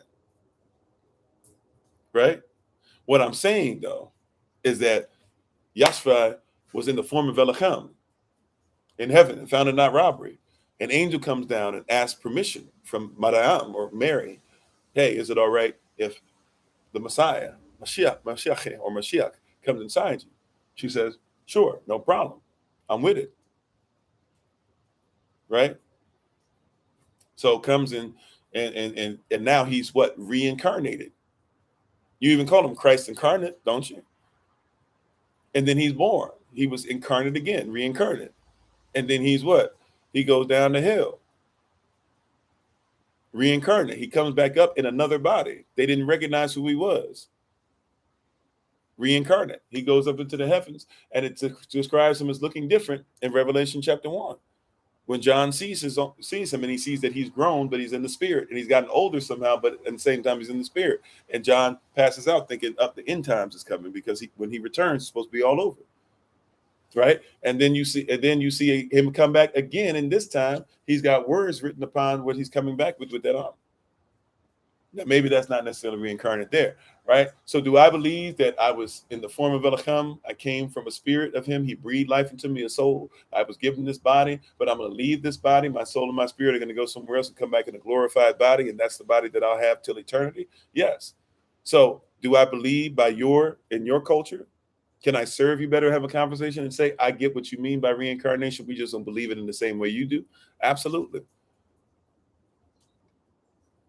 And so even when somebody tries to bring a different belief overseas, your word usage doesn't bother me. You know, Your word usage doesn't bother me. Matter of fact, I can use your word usage in your language because I comprehend your culture. I don't even mind protecting your culture to a certain extent. If you want to believe you keep coming back over and over again, that's fine. But we got to talk about, well, what's the beginning? What's the end? What's the purpose? If there's no is there any purpose in just coming back over and over and over again? And do you believe therefore there's no purpose? If so, we might as well just start talking evolution and just leave the middleman out. That's another conversation, right? But I'm just saying, see, this code of the seas, things are traveling, and because we don't even know what traveled over, we can't have conversation.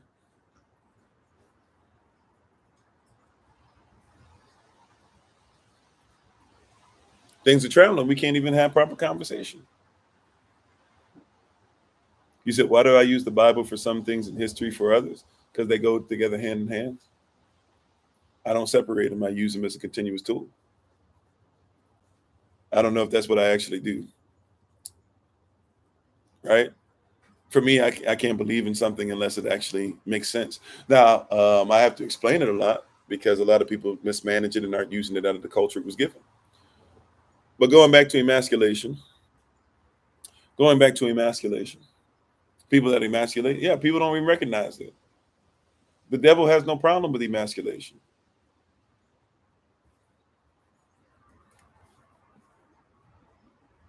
Sisters, what is the number one need that a woman needs? 9 times out of 10, 99.9% of the time, really, but there are exceptions. But what's the number one need of a woman? It's to feel secure.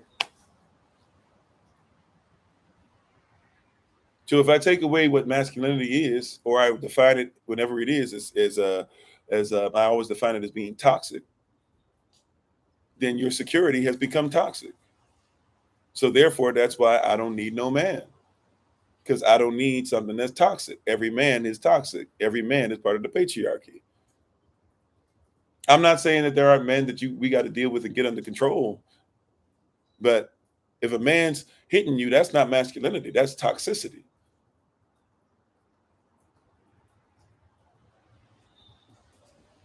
If a man shows hate towards you, that's not masculinity. He's not even a husband, because no husband has ever loved his own self and hated his wife.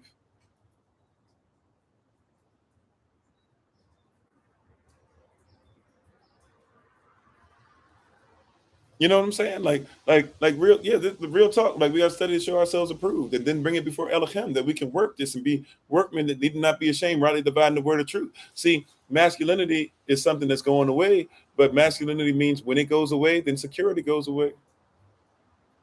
And the people that you're worried about, China, India, all these places, guess what they're doing? They're toughening up masculinity. They're toughening up men. They're putting them through more challenges in their armies and stuff.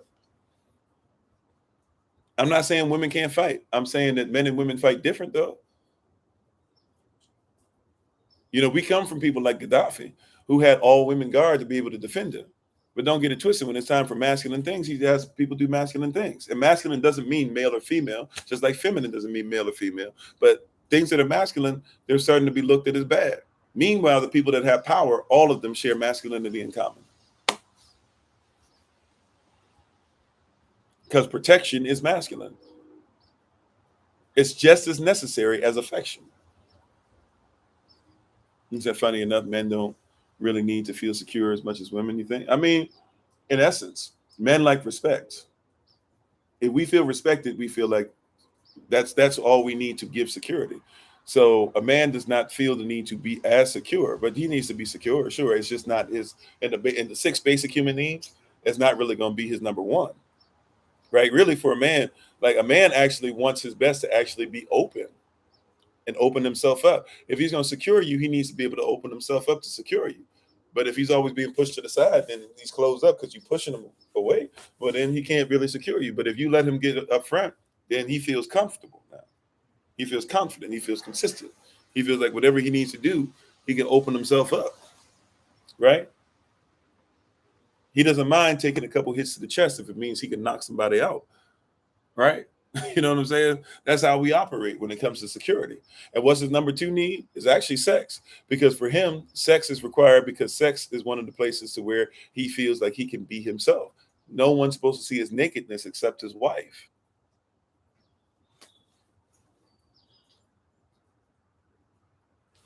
No one's supposed to see him naked. Nobody's supposed to see him in his most vulnerable position. So he feels most confident and comfortable when he's able to be naked. And then when his wife enjoys his nakedness, doesn't talk bad about it, doesn't say he's terrible, this and that, but she enjoys it. She loves becoming one with him. He feels so valuable. That's why y'all just be thinking your man freaks out here and stuff. No, he loves being open with you.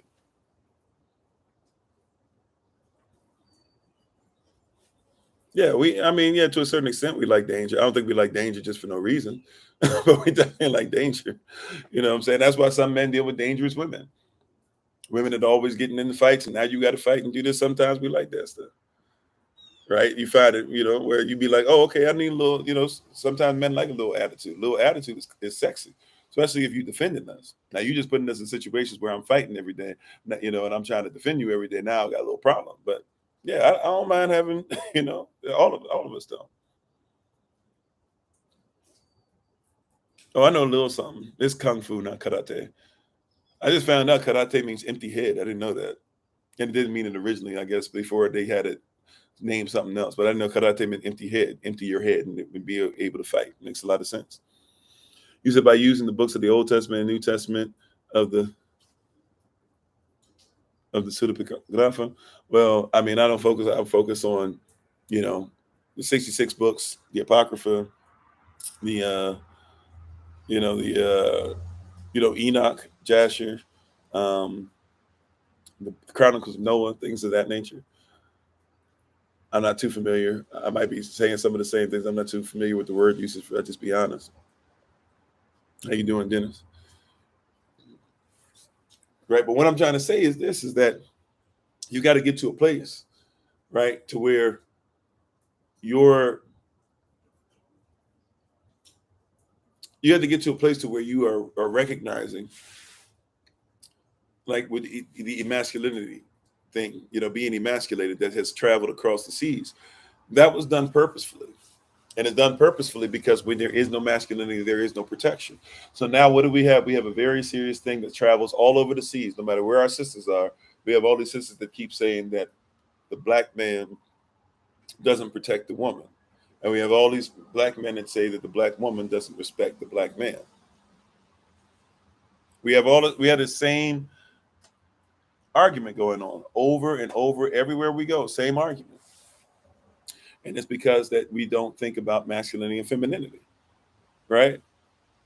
By the way, we've told people that it's not okay, talking about masculine and feminine, or this Ankh principle, if you will. We haven't made sure that it's traveled across seas, that it's okay for men and women to carry both. I'm sorry, Coach. On Wall Street, what you say? You said, how does Kemetic work without worshiping a netcher? Do you worship your wife? Just trying to get a comprehension. Well, I am aware of Kemeticism. I don't follow all Kemeticism, but it's like certain things, right? Like, so for example, the 42 confessions of Ma'at, or if some people will try to now say the 42 affirmations of Ma'at, some people say the 42 negative confessions of Ma'at, whatever. But the 42 confessions of Ma'at is a netcher, and she's supposed to be a netcher of righteousness. So when you talk about righteousness, you're talking about Ma'at, right? So lawful, being in lawful standing, or right legal standing even. If you look at her, or whatever, these things that you say, I don't necessarily follow all of the laws, but some of those laws are laws that we follow in the kingdom. Now, I do follow certain principles that they do. Like, for example, you're supposed to read the 42 confessions when you wake up, and then when you're supposed to read them again before you go to sleep. And you're supposed to do that to make sure that in between, to see how many of them you kept. So when it comes to the law of Yah, I actually go through in my head, what laws did I do, blah, blah, and the rising, what am I supposed to follow? What am I supposed to do today? Then I repeat it at the end of the day. I won't necessarily worship the netchers and spirits and stuff that come out of that, but I do see applying some of that, how I can apply it, right? So there's things that are universal. That's why there's universal law. But it doesn't mean that just because something has some universal law, I should follow everything it says. Like even in the Bible, right? Like in the Bible, it will say that there were men that were married to multiple wives. They were never supposed to marry multiple wives or have sex with multiple women. Only supposed to have one, right? But just because it's mentioned in there doesn't mean I should follow it. And even the Bible tells you that there's a lot of stress and hurt and frustration and stuff, and of doing something that is not lawful or illegal. But if you just look up 42 confessions of Ma'at, you should be able to find the list, right? But I'm just saying, so I don't necessarily go off of those confessions, but I'm able to see what's going on. And hey, how you doing, Doug? Thanks for being on today. Uh, and Slater, shalom to you. So it's a lot of different things that are going on, and a lot of different things that are being presented. And how you doing, Sister Judith? So when we're dealing in these items, once again, the code of the seas, this stuff is travel, and we don't think about who we come from. We think about where we come from. How you doing, Brother Ali? See, we've been taught not to think about who we come from, but where we come from. And that's when it becomes dangerous. See, you don't keep code across seas because you think because you've gone from one side of the ocean to the other, that you're no longer from where you come from. But as we talked about before, I don't care how many people you believe were taken from Africa. If you believe it was 100 million, tens of millions, 1 million, 100,000, 10,000. Some of y'all who said it was zero. Now that's just inaccurate. It doesn't make any sense as far as evidence that we have in many different platforms. But whatever, even if you believe there's zero, let me not even talk bad about that, right? Like even if you believe there was zero, right? But it's hard for me to make this point. So I guess let's just bring it down. Even if you believe there were 2 people brought here. If I were to take a tree from, and I know not all of us came from Africa before somebody hits me with that. I'm talking about something to help you out with the mindset, the culture. Okay, so get the context of what I'm talking about. If somebody went to Africa, we talked about this a couple nights, or Friday night, I believe. If somebody went to Africa and went to a tree and they ate the fruit and without permission and they liked it and they took the seed and took it over to what you now call United States of America and they planted it over there and now got 50,000 of those trees, how many trees did they steal or how much fruit did they steal? So you think that because they didn't take the tree and they only took a seed, that therefore they didn't steal a bunch of seed. But if I took one seed from a tree and planted it somewhere else without permission, I didn't just steal one seed. I stole 50,000 trees, which means that I stole way more seed because it takes way more seed to be able to get 50,000 trees. So I might have stolen 100, really more so probably like, I might have stolen like 250, 300,000 seeds just to be able to come up with 50,000 trees that stand outside of their culture or outside of their nation. And then if I go over and cut the tree down, right, to where there's only a stump, just because there's only a stump doesn't mean that there are not roots that I can use to be able to identify that root that's rooted over here in its environment, what it should be. And right, so I can still look at the root to be able to see who I am. But you think because you've gone overseas, you think that where you are is more important than who you are. Did y'all catch that? Right? Like a lot of us think where we are is more important than who we are or even whose we are. Right? But remember, in law, in jurisdiction, a noun is what? Jurisdiction being a noun makes it a jurisdiction has to be over a person, a place, or a thing. So watch this. A person without a place will do some jacked up things. Did you catch that? A person without a place will do some jacked up things. You just started watching Reclaiming the Throne. Yeah, it's great stuff. Right? A person without a place will do some jacked up things. And so you think that the place that you are now is yours. But once again, it doesn't matter where you come from, it matters who you come from. If who you come from is from a different place, spiritually, emotionally, etc. Yeah. And you're living somewhere outside of your home, outside of your people, outside of your jurisdiction, outside of your spirituality, outside of your language. Language is a home for people. You have become a homeless person. You become a man without a country, a woman without a country. You become a person without an identity. And now your identity is only off of the person that took you and told you that, hey, the place we took you from, that we cut the tree down, that stump doesn't matter. Only what matters are the trees that we put in different soil. But you know, trees grow differently in different soil. Some trees can't grow properly at all in different soil. They can't bear fruit. Some of them don't ever grow at all. Sometimes the seed can't grow at all and just dies, has no purpose. So once again, you were taken from yourself. See, this is the biggest lesson if you want to talk about maritime law. And once again, that's why I made a point to say I'm not really giving legal advice. I'm not really talking too much sovereignty today, even though that stuff has to be dolloped in there from here or there. But see, you were taken from yourself. When you were taken from your language, you were taken from yourself. How do you speak positively about yourself when you don't know who you came from?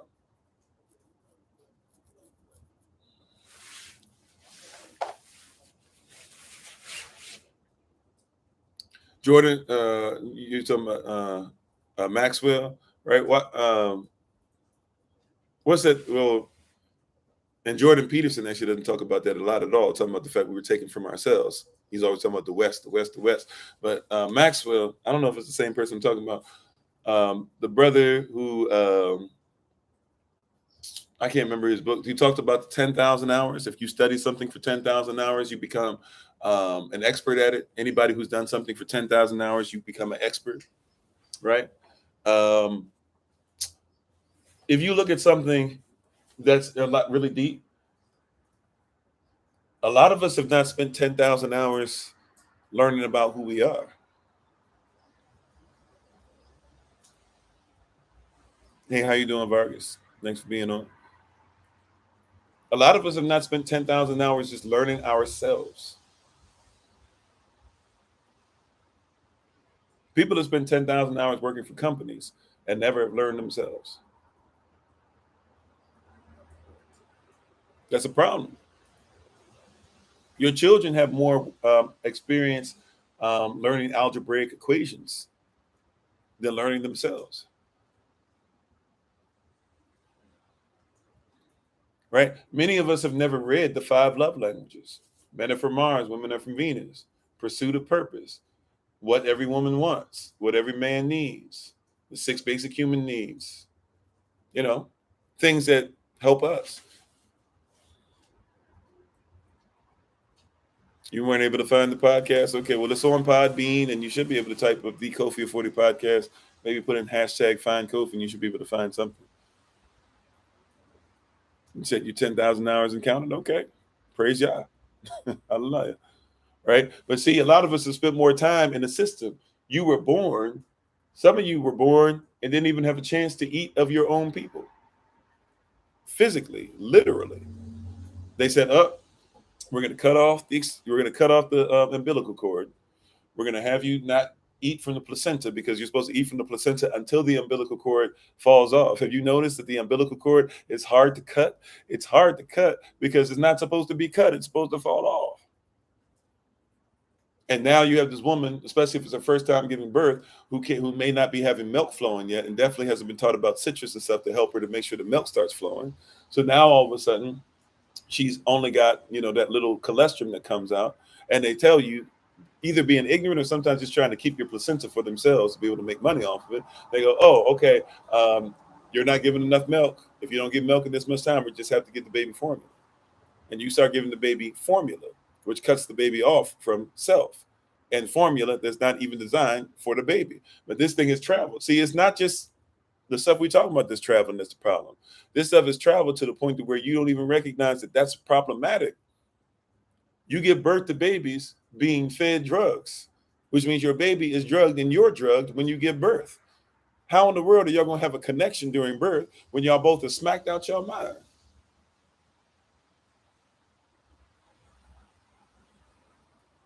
Yeah, you don't cut the cord of the baby. We were taught that, but people didn't always do that, and you're not supposed to.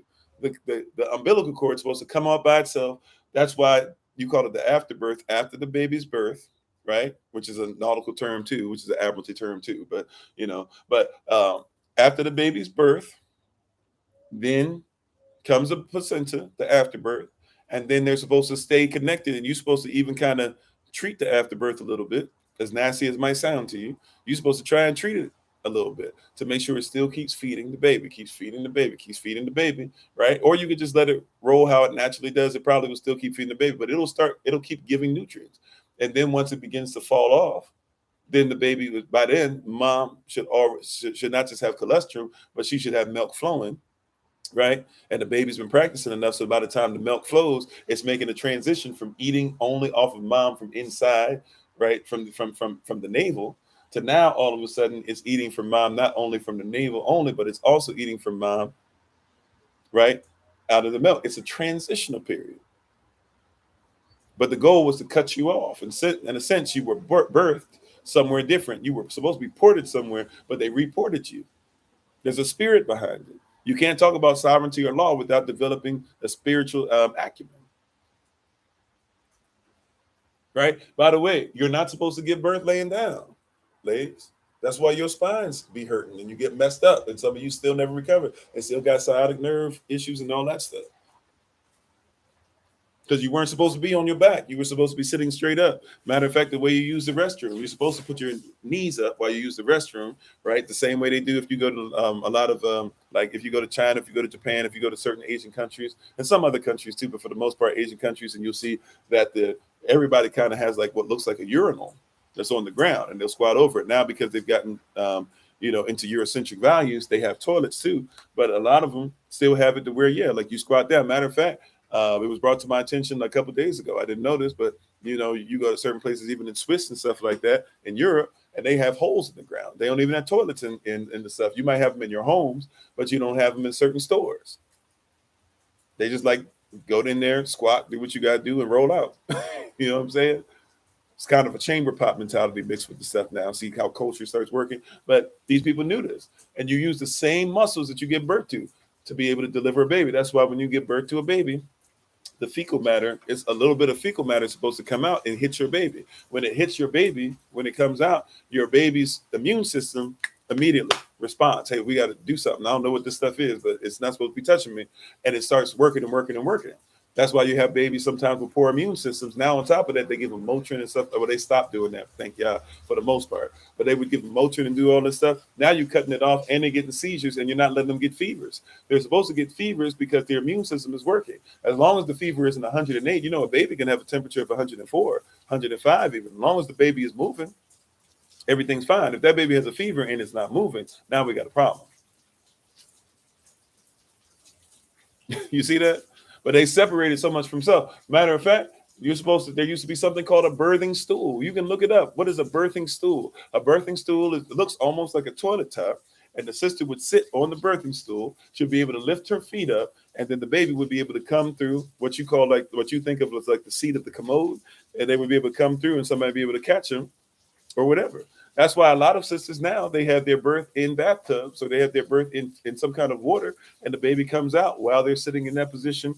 And the baby can come straight out while they're sitting straight up, and the baby can come in the water. It's no problem. The baby's not going to start breathing. Why? Because the baby's used to being in water. The baby has not breathed yet.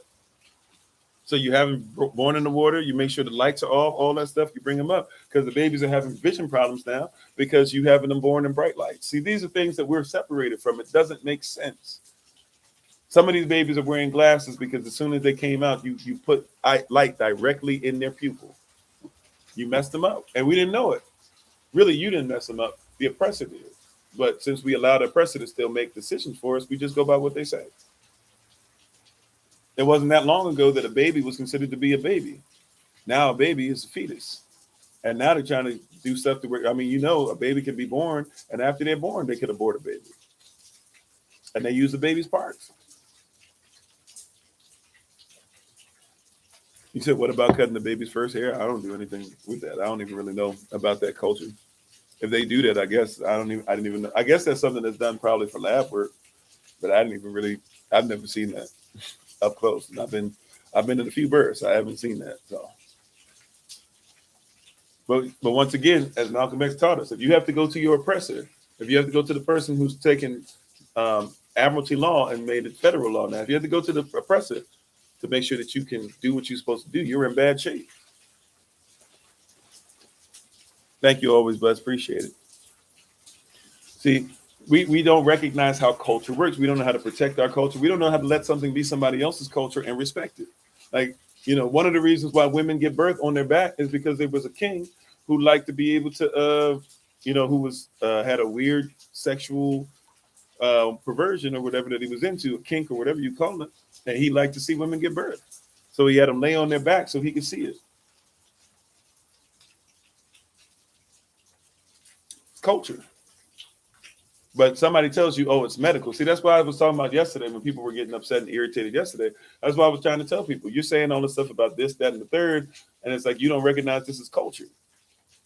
Somebody brought this overseas to you and told you this is what it is. They told you that they had the doctrine of discovery, and they told you that they have the white man's burden of making sure that they teach all this stuff. And they told you that manifest destiny, they have to spread it from one side, from sea to shining sea. And they told you the lost cause, the South shall rise again. And they told you Darwinism was something that was there that was necessary to make sure that you kept up with Linnaeus, who told you that racism was acceptable.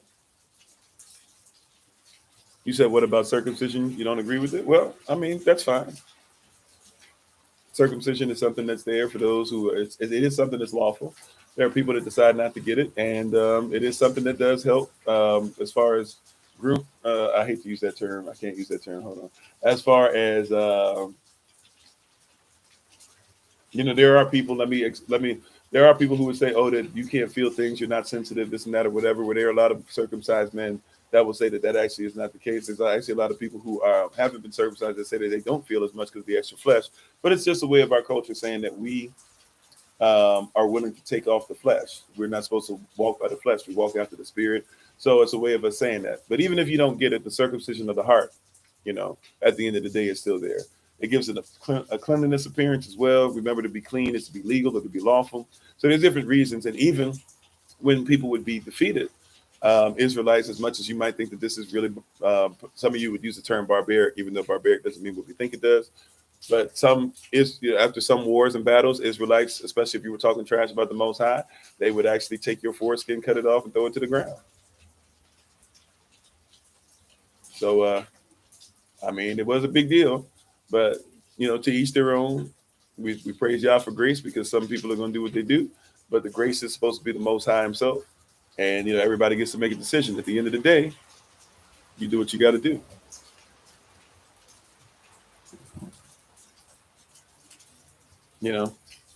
So it's part of culture. But once again, if you're part of other people's culture to where they don't want that to happen, and other people have perverted the culture, to be honest, Roman Catholics and a lot of people who are into certain types of Judaism, they literally be doing weird stuff with their mouths and stuff on people during circumcision. So there is some of that I can see why people are messed up. And then some people have perverted it to where some tribes try to circumcise women, which is definitely wrong in any way, shape, or form. But they do it, once again, for a form of control. A lot of them actually do it for a form of control because they don't want their women to basically cheat on them. So they want sex to be a painful experience for them. So that sex is only something that they'll do with their husband. And especially they'll only do it with their husband, when it's time to have a child.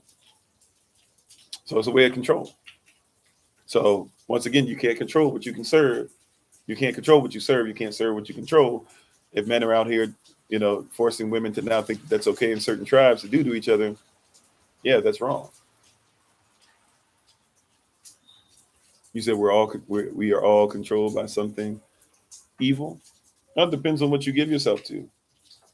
If you decide to give yourself to something evil, then yeah, you could be controlled. Right? If you give it control, you can serve it. I don't give control to demonic things, so at least I try not to. Sometimes we mess up, we repent, we find out real quick, we make sure that the spirit's in us. But discernment is key.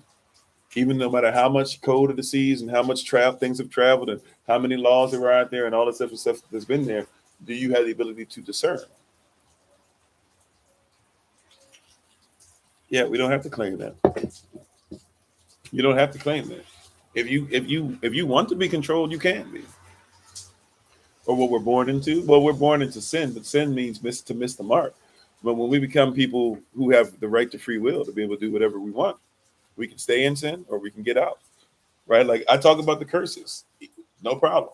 There's curses. I was born into them. I didn't have nothing to do with putting them in place, right? Even though technically you can say I did because I'm of the people. So you can say I have to take accountability for what my people did, right? That's just called consequences, right? Consequences are not just for what you did. Consequences, like somebody else can do something that gives you, puts a consequence on you, right?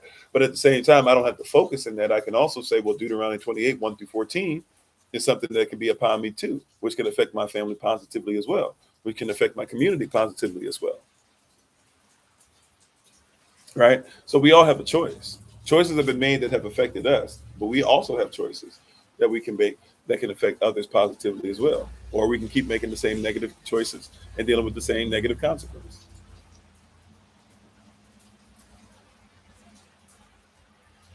Just so in marriage, husband and wife are serving each other, not controlling each, submitting themselves unto each other. Yeah. Yeah. Right. Like what? So if I'm in a relationship, matter of fact, a relationship is counting the relationship too, but we talking about husbands and wives. In my marriage, the Most High is in control. What does that mean? His law is what I live by. His law tells me to serve my wife, and I serve her according to his law. His law is in control. I just simply serve the law. His law is himself, his kadosh. So I just serve his grace, who he is. That's why you even call the king your grace. Your grace is your charisma, who you are. I serve you who you are. Even the song, because of who you are, I give you glory. Right? Because of who you are, I give you praise. Because of who you are, I can lift my voice and sing. Adon, I worship you because of who you are, your kadosh, your grace. And with your grace comes your mercy. With your mercy comes the faith. But with the faith comes the works. So my works are to serve. I'm a waiter. Those that wait on the Lord, right? I wait on my wife because he says to wait on her.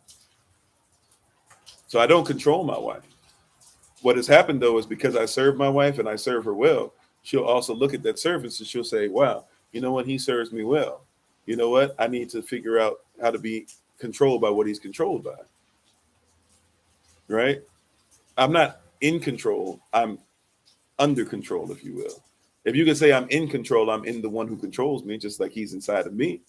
Right? But I'm not in control. I'm under control, if you will, or I'm in control because I'm inside of it. But I'm not in control. I'm under control. That's probably the best way to say it. Right? A lot of people say be in control. Self-control is being under something that controls self. If you just control self, then that means that you're not under anything bigger than self, which means that you can't serve anything outside of you.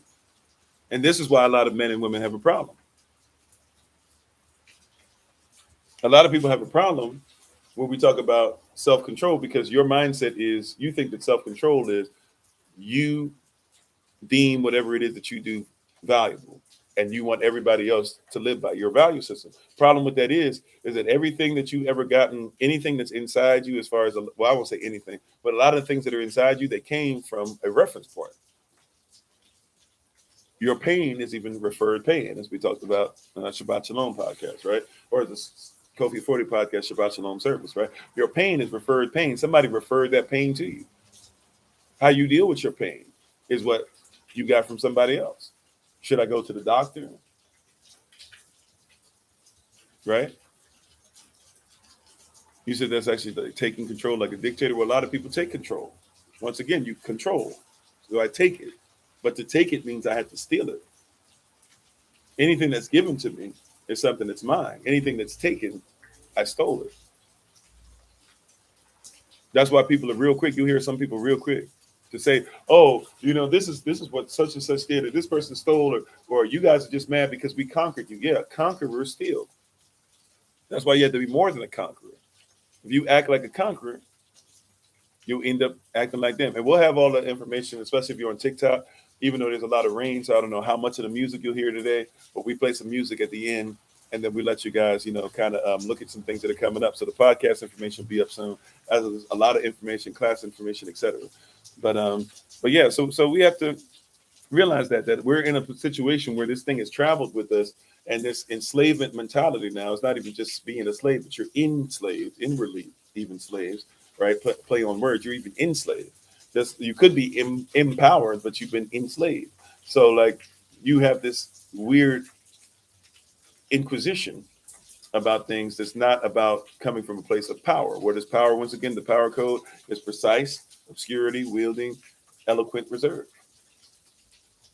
We've been enslaved for so long that we actually are okay with living as people that are enslaved.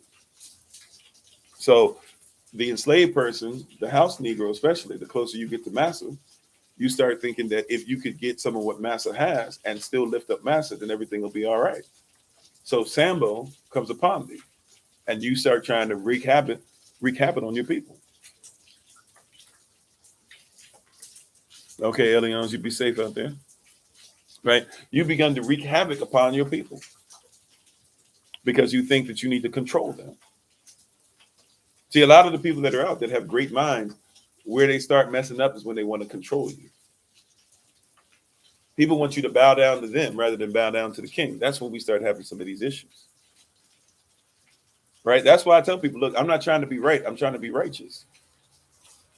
I'm not trying to be right. Thank you for the love. Appreciate it. I'm not trying to be right. I'm trying to be righteous.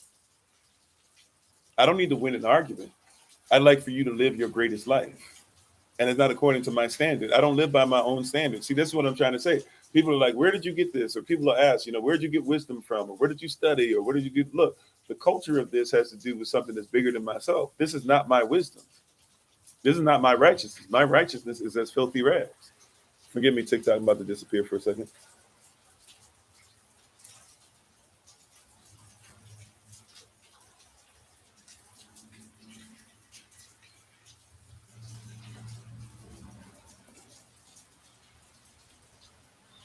Sorry about that. My wife, as ever, always looking after things and getting some things in order. But let's see, TikTok, here we go. Okay, we're back. Sorry about that. I actually got a better thing for you guys to look at for classes today. So excited about that for the class information. But yeah, we're dealing with a lot of stuff that has nothing to do with us. And, if we're not careful, it's really going to mess us up. It's really going it's really going to tear us up. It's been tearing us up. And this stuff has traveled too well.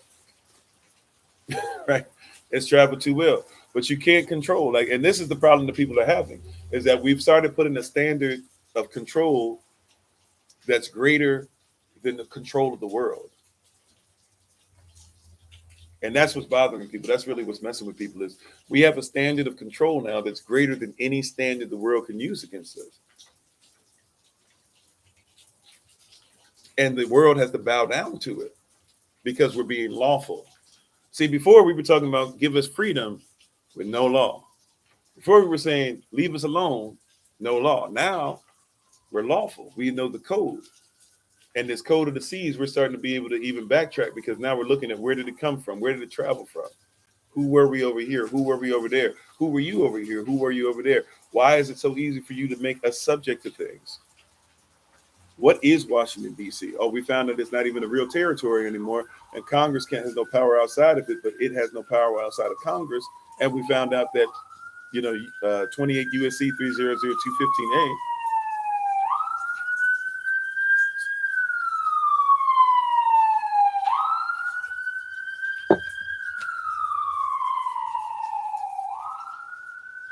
Prayerfully, the person in the ambulance is doing all right. I'm on. Right? We, in the name of Yahweh, Acham Yahweh, Aman. So we've come to this place to where we recognize that we're lawful.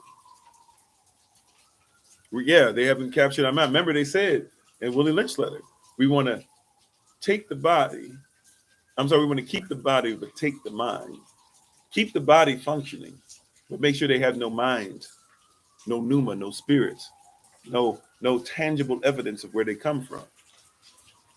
And that's what's becoming problematic. How you doing, Romac? What's become problematic is that I don't need you to be my standard. And in essence, that's really what's been going down. I don't need you. I can survive without you having to be my standard. And people don't like that. How dare you say that I'm not going to be your standard, because you're not. And I can stand under that. I understand the standard that's greater than you. And I understand the greater that's bigger than myself. I understand the standard that's greater than myself.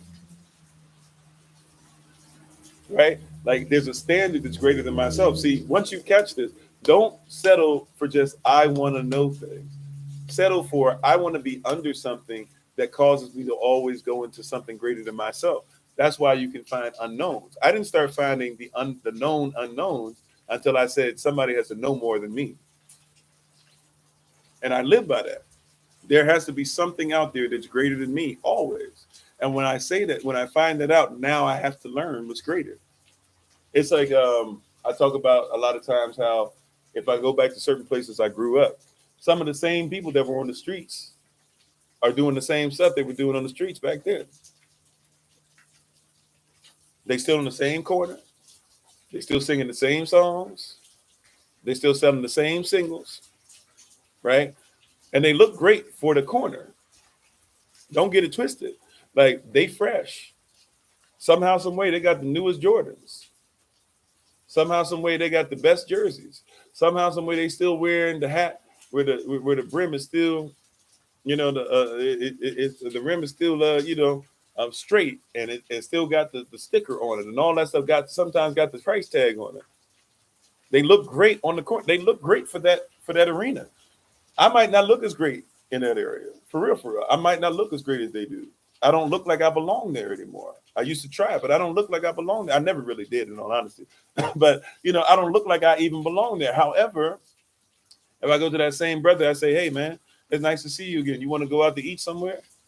They'll say, oh, man, I can't afford to do blah, blah. But it's like, yo, your kicks is fresh. You got 200, you got $1,000 outfit on. How don't you have whatever? Because they're of a mindset that everything they do works for that corner. You know what I'm saying? Like everything that they're about. Getting them Lucy's out there, singles out there, right? All that stuff. Having everything they do is presentable to make themselves appear great for that place. So they're great on the corner, but outside the corner, what are you?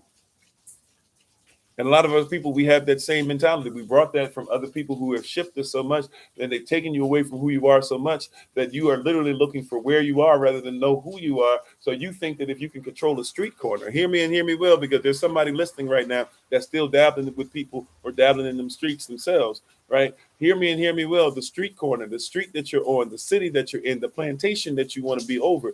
Guess what, bro? Guess what, sis? That does not define you. That is not who you are. You might look good for the street. People up here talking about, yeah, I do it for the street. How in the world do we have so many people who have so much capital moving all this stuff and they still moving kilos of coke when they could be making sure that they're moving businesses? They got to be attached to something that gets you a RICO charge. Right? Just like what happened to these two brothers in Georgia. I can't remember the name.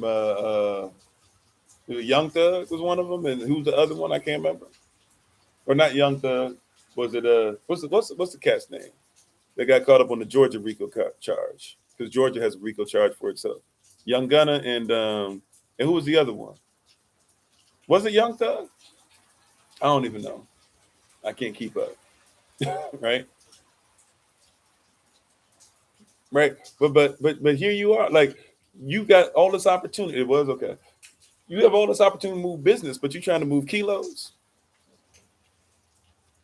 You shooting people.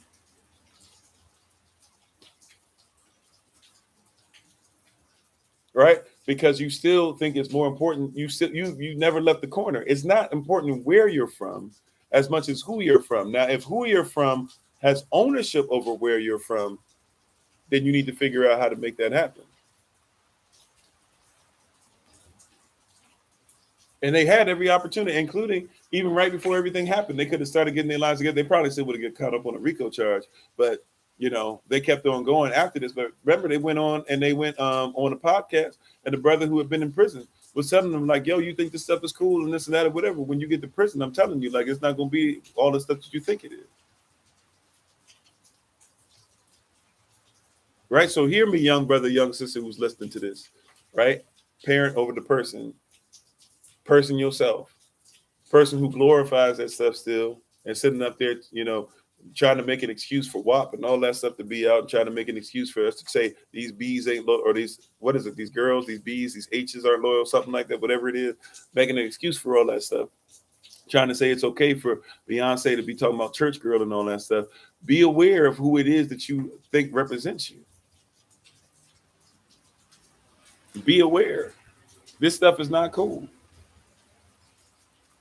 A real husband, sister, little sis, right? Allow me to be pastor. Can I put my pastoral spiritual father hat on real quick, if that's okay? Little sis, daughter of the Most High. A real husband don't care about stretch marks. A real husband don't care about how much money you make.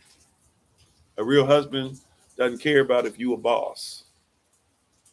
All right? A real husband doesn't care about that. The real husband wants to make sure you are secure and get affection and feel loved, right? And being a boss ain't got nothing to do with that. He loves you as a queen, right? A queen and a king, they work hand in hand. Neither one is the boss. The Most High is the boss, right? It is not feminine to be in protection mode. He wants to protect you. It is not feminine. It's not that you make more money than him, than he's worried about you. It's because you trying to be in control. Little sis, baby girl, here it is. This is spiritual father. I'm putting on spiritual father hat right now. I just want to talk to you real quick. It's not because of that. See, if you notice, yeah, that's a great point. See, if you notice a husband, when we go into these places, I'm sorry, y'all, hold up. Hold up. Okay.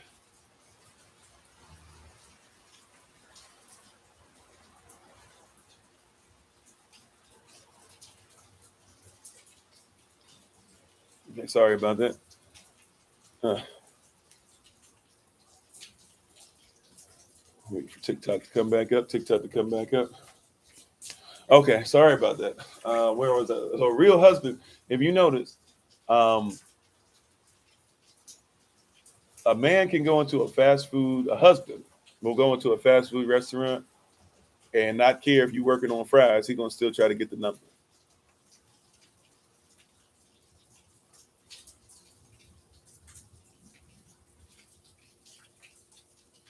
right? Like a real husband will walk in already qualified. Remember, I'm not talking about somebody who's married trying to cheat on his wife. No, I'm talking about a real husband. Because in our culture, you got to be pre-qualified as a husband, pre-qualified as a wife before you become married. So a real husband will walk into, um, you know, I don't know, Chick-fil-A, whatever, gas station, whatever. See you working on fries. See you working behind the counter and go, hey, baby, what's your name? And ask for your number and everything because he's not worried about all those. I'm not saying that you can't work in corporations and all. I'm not saying that. What I'm saying is that doesn't really influence him. He ain't tripping off that because he's trying to see, can I secure her in some way? Can I give her affection in some kind of way? Is she somebody that can support the mission? I don't want her to be in submission. She don't have to be in submission and bow down to me. She needs to be in submission. I'm submitted to a mission. Can she help me to obtain the mission? So when he sees you flipping the fries, in his mind, he's like, yo, I'm trying to flip some land. Maybe there's a spiritual value with somebody that can flip some fries. You think it sounds crazy. I'm telling you, it makes sense. It makes sense. He'll see you flipping the fries and be like, maybe she can flip some land. We trying to, let me talk to her a little bit. That's why some of y'all used to go to the club. I never really did the club life like that, but I've heard and seen enough of it to where you go to the club and all of a sudden the man start coming towards you, and in your mind, let's be honest, sister, some of y'all that did the club stuff, and he start coming up to you, and you swear he coming to you. He ain't gonna come to your friend. She overweight, or she ain't got it together, or she ain't looking as she ain't got it together like you do. She ain't wearing the $200 dress that you wear. He got to be coming to you. She ain't showing what you showing, and he'll skip right past you. He'll buy both of your drinks, but he was trying to talk to your friend because he didn't see what you thought he was looking for. He was trying to see security. That's why even some brothers, can I help you with something? And I'm not saying, sisters, you need to come down on your value because y'all are too valuable to come down. I told you, I'm talking to spiritual father head, okay? This is like talking to my spiritual daughters. I'm just trying to talk to, we're going to talk to our spiritual sons for a second too, and then we're going to take our leave, right? Right? I'm trying to talk to my spiritual daughters real quick, if you don't mind. I'm not in the Kofi physical right now. I'm trying to do a spiritual thing. Just allow me to talk to you, right? Especially young sisters who are coming up. Some of y'all teenagers that might even be listening. I know we talk to sisters on different levels of brothers on different levels of age, right? So I'm talking to everybody. Listen. That's why sometimes you think that the brother's coming for you. And look, we have to get over this because they have to realize that just because a sister makes more money, like I had to learn this in my own marriage, just because my wife started off making more money doesn't mean that I can't secure her, right? But we had this weird thing in us where that's why sometimes brothers, especially in our immaturity, we will actually see the two sisters that are next to each other and we'll go for the one that we think is in our league because the world has taught us that if we don't make as much money, that the sisters nowadays say, well, I don't need you. And therefore, since you don't need me at all, well, shoot, I'll just go for somebody who has need of me. And I'd love to secure her that she can help me to get to the level to where now sisters will look at me and say, I need him. And by then we say, well, we don't need nobody anymore because this sister was down for me when I had nothing and she had nothing. We came up together. See, I have the love I have for my wife, and I have to keep always lifting her up, and I always support her, and I always make sure I advertise what she's doing. Why? Because when I was literally going through transitional home, coming off the street, guess who was there? And said that she saw in me a great man, sitting down waiting for the bus as she was coming to buy something for somebody else to bless them, heard me having a conversation, and she said she saw greatness in me, and she never stopped seeing it. And so now that I've came up to be able to support her, I must always support her. I don't do the wifey thing, even though I get what you mean. But wifey actually comes from, you know, sex trafficking. So, but she's a wife. She don't like the wifey thing at all. But I'm just saying, but I get I get the sentiment, right? She was down when I was nothing. When the world said he had nothing, when the world said he had no message, when the world, like when nobody cared about who Kofi was, when there was no servants of Christ was around, but barely anybody would show up to a building for it. She was there. No problem. I'm just letting you know. I can't. I get the sentiment, but I you know, I can't use it. But I just wanted to let you know I saw the comment, right? So so my wife. What's attractive about my wife was never that she made a bunch of money, even though she did, and she could come right back into the same field that she was working in originally and make way more than what I make now. Like if she wanted to, she could find something and tomorrow be doing way more than I make now, right? But because she feels secure, she doesn't have to. Now, brothers, hear what I just said. Let me turn this to these spiritual sons out here. Yeah, money doesn't guarantee security and doesn't determine value of a person, right? We got to come out of that mindset. Y'all still for sure, right? Excellent word, Minister Tammy. So watch this. You got to come out of mentality thinking that your wife is looking for money and you think that money is security. Now, money is security to a certain extent. Don't be out here acting like you don't have to do no bills or nothing. That's wild, brothers. And for any brother that has a mentality, you need to get that on track. You need to have some land or something. That's why we're supposed to get that before we get married.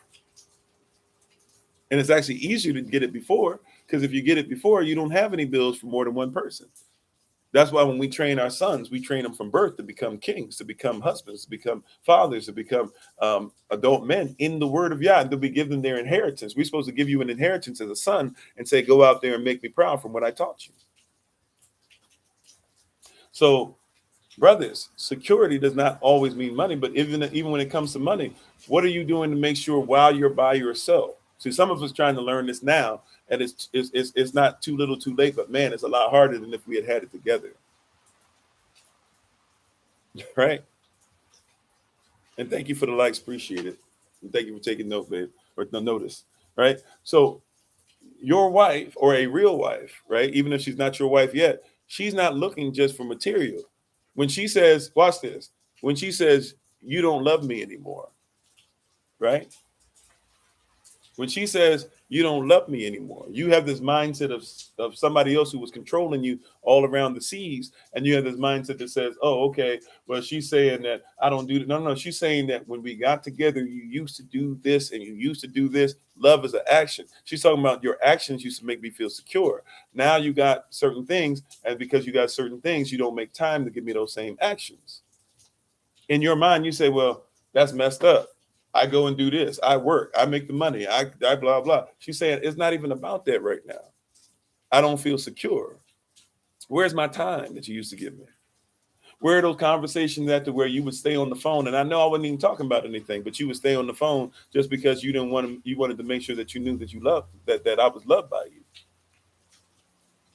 That's what she's saying. She's operating in something different. You're operating in something worldly that the oppressor told you he does with his woman. See, with his woman, she's supposed to be a trophy wife, and he treats her like crap. But he still, if she needs protection, he gonna give her protection. So she'll deal with being treated like crap. And a lot of sisters deal with that even with some of these relationships y'all get in, where you be dealing with little boy mentalities, right? Little boys in men's clothing, or boys in sheep's clothing, or boys in husband's clothing, right? But she not, and you're dealing with the mentality where we have been taught to be stuck in immaturity. But see, I once was a child. When I was a child, I spoke as a child, right? I thought as a child, I understood as a child, but when I became a man, when I matured, it's time to put childish things away. Now I will always have the child in me, but childish things have to be put away. I will always have some things that are childlike in my heart, but childish things need to be put away. That's the love chapter. 1 Corinthians chapter 13 starts off by saying, if I can speak in tongues and do all this stuff, but I have not love, if I have not self-sacrificing love, if I have not achaba, if I have not agape, then I'm basically nothing. I'm like people who just come through the streets and make a bunch of noise, or the tinkling that goes between somebody's ankles when they're dancing, but I'm really not amounting to much of anything. You said, how can a man act like a little boy in a men's clothing? It doesn't make sense. Plenty of times. Like some men think that they're father, some men think that they're daddies because they've had children. But a little boy can have a child. All he needs is puberty. Some men think that still say, hey, I had sex with a girl and I scored, because when you were a little boy, you played games. And the game had a score. That's also why sometimes it's difficult for us when we get into arguments and stuff that sisters don't understand. If you keep moving the goalposts, therefore changing the rules of the game, then it's hard for me to keep up, because every level that I play on the game, it has certain rules. If I press this button, this has to happen. If I do this, I get this many points. If I get a mushroom, I get bigger. If I get a flower, I can shoot people. If I get a leaf, I can fly through the air. If I get a dinosaur, I can eat things while shooting. Right? If the dinosaur gets hit, it runs away, but I can still catch it. It doesn't just disappear just because I made a mistake. If I make a mistake and I get smaller, there's an opportunity for me to get bigger. But if you start telling me that I don't have opportunities for that in life, then I have a problem. But yeah, and every child is a boy, and every boy is a child. Have I been to prison? I've been to jail. Haven't been to prison. I visited people in prison. And I went to jail for something that I wasn't supposed to go to jail for, or something I didn't do. But yeah, I guess I don't know what that has to happen. What that has to do with what we're talking about. But what I'm saying is, there's a lot of little boys. I'm not trying to be dismissive of, I think out loud sometimes, but there's a lot of little boys, right, that you never matured. You became a man and you never put away childish things. That's why some guys are more concerned about toys than they are their wives, right? You were taught when you were a child, put away your toys, put away your toys. Don't go outside and not put away your toy. Don't go on to the next thing and not put away your toy. See? So you get to be a grown man, but you don't want to put away toys. So I buy a $500,000 toy, right? You buy a car that you can't afford. You buy a house that you can't afford. But at least it's showing everybody I'm balling. But you can't. Now your family is stuck in this place where they can't eat that well. But at least y'all got a nice place to stay. Those are little boy things, right? But that's not security. There's a lot of women. See, watch this. Jeff Bezos' wife wasn't secure. According to stats, it's not true, but according to stats, he's supposed to be like the fourth richest man on the planet. Yeah, you get what I'm saying? So we have a lot of men that don't even worry about that. We have a lot of people who don't even know you're supposed to be pre-qualified to be a husband, pre-qualified to be a wife. Why are you pre-qualified before you get a car? Why are you pre-qualified before you drive the car? Why are you pre-qualified before you do somebody's hair? Why are you pre-qualified before you cut somebody's hair? Why are you pre-qualified before you can get a business? Why are you pre-qualified before you get an EIN? But you're never pre-qualified when it comes to marriage. You think you get married in order to learn about marriage.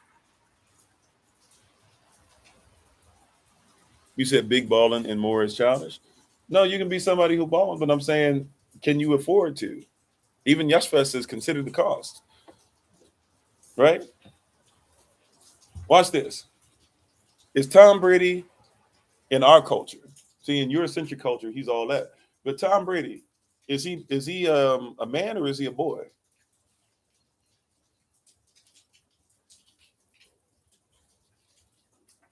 I know how to mess with some people's stuff. Don't try to skip Bayless, your boy. Don't try and make me Shannon Sharp out here. Oh, thanks, babe. I didn't even notice it was that much. All right, I see it. Thank you. Tom Brady said that my marriage is less important than playing football.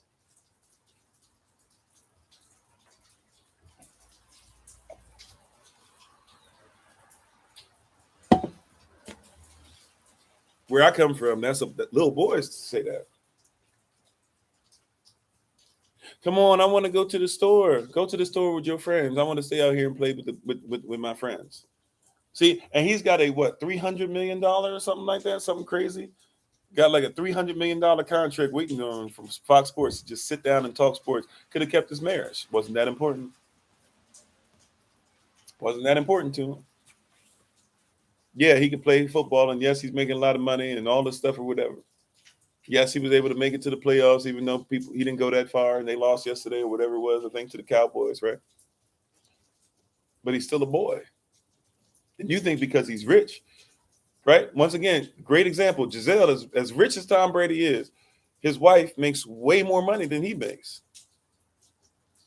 Like she sells, what is it? I don't know if she still does it. Didn't she used to sell like coffee table books or something, or she used to sell something to be able to look through pictures and stuff, or to make orders out of or something like that, and just selling those things by themselves. She made millions of dollars just off that.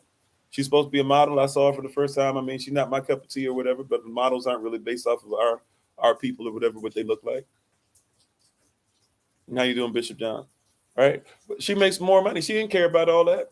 She wanted to feel secure. She wanted affection. And you won't even give up a game? I moved to all these places. I was living in New England. I don't like living in New England. You think Boston was the place I wanted to be?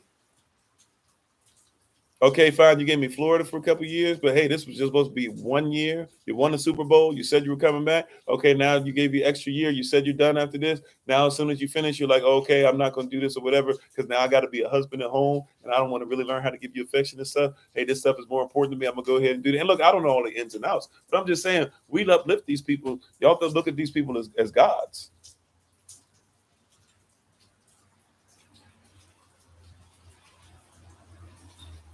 Flipping on some jasmine tea. Hope you're okay. Right? How many years was Tom Brady promising his wife? Not some girl on the street, not somebody that even had to depend on him fully. Somebody who had said, I'll give up parts of my hopes and dreams. I'll be so connected to this that I'll be getting in trouble on Twitter because I'll defend my husband no matter what. And he wouldn't even listen. Like, you see what I'm saying? And that goes back to my point. Men don't even think as far as how much money you make, but we also don't think, brothers, about security. That's an extreme example, but it's an example nonetheless. Because some of y'all are dealing with that with less situation than that. Your wife is saying, hey, can you let go of that one friend? And you're like, I can't let go of that friend. I've known him since we were in high school. He messing up your marriage. What's more important? Yeah, rather play games and take care of his wife and children. By the way, that's another part I didn't even talk about. What about his children? Didn't even worry about, man, what is it going to do to them if they get a divorce because I want to keep playing football. And like I said, I don't have all the stats, so let me not go. Like I've already, like I said, let me not go, and I already don't went in on it. But you know, I'm just saying, was it important enough for you to lose this? And then all everybody said is that, hey, man, obviously he's not the same. So they didn't even care about his marriage. All the people on the outside talking trash, they didn't even care about your marriage. So you played to try and win and try and show all these people you could still play. And yet, all these people that are talking about you, they don't even care about the fact that you're getting a divorce. They didn't care. So it takes me back to culture. Nobody cares about what you're going to go through. You might as well save your marriage to the Most High. Nobody cares about what's happening to your people. You said when it comes to Brady and the wife, there's levels to that story. She's a literal witch. Okay. But he married the literal witch to make sure that he made the money. You know, Tom Brady is the same person that doesn't care about making America great again. So, yeah, we can talk both sides of it. We know what time it is. I mean, in all honesty, it probably was a marriage like many different marriages. You know? She put spells on him to be a champion. Yeah, he loved her for that. You know what I'm saying? I'm not saying it's something that I like about culture. I'm just saying that's what you married. You signed up for that. You signed up for the spells to make him champion. So if that's the case, that's what he signed up for. You know, that's all I'm saying is like, if it was okay for them, it was okay for them in them championships. Why is it not okay when she says, all right, enough championship winning time. Now it's time for me to feel your presence at home. But to each their own. Like I said, I don't know all the details. I'm just saying that part of it, like you signed up for marriage and you knew what you were getting. Marriage for a lot of people is nothing more than just a business opportunity. And they had a business opportunity. They made that thing work. I guess maybe they just came to the end of their business. Just for me, we should go back to the beginning of, hey, why did you become a husband and wife in the first place? See, some of y'all became husbands and wives and live as husband and wife, you having sex and all that, just because y'all have great sex, but y'all don't have no chemistry outside that. I never thought to yourself, maybe we should figure out that there's anything more to it.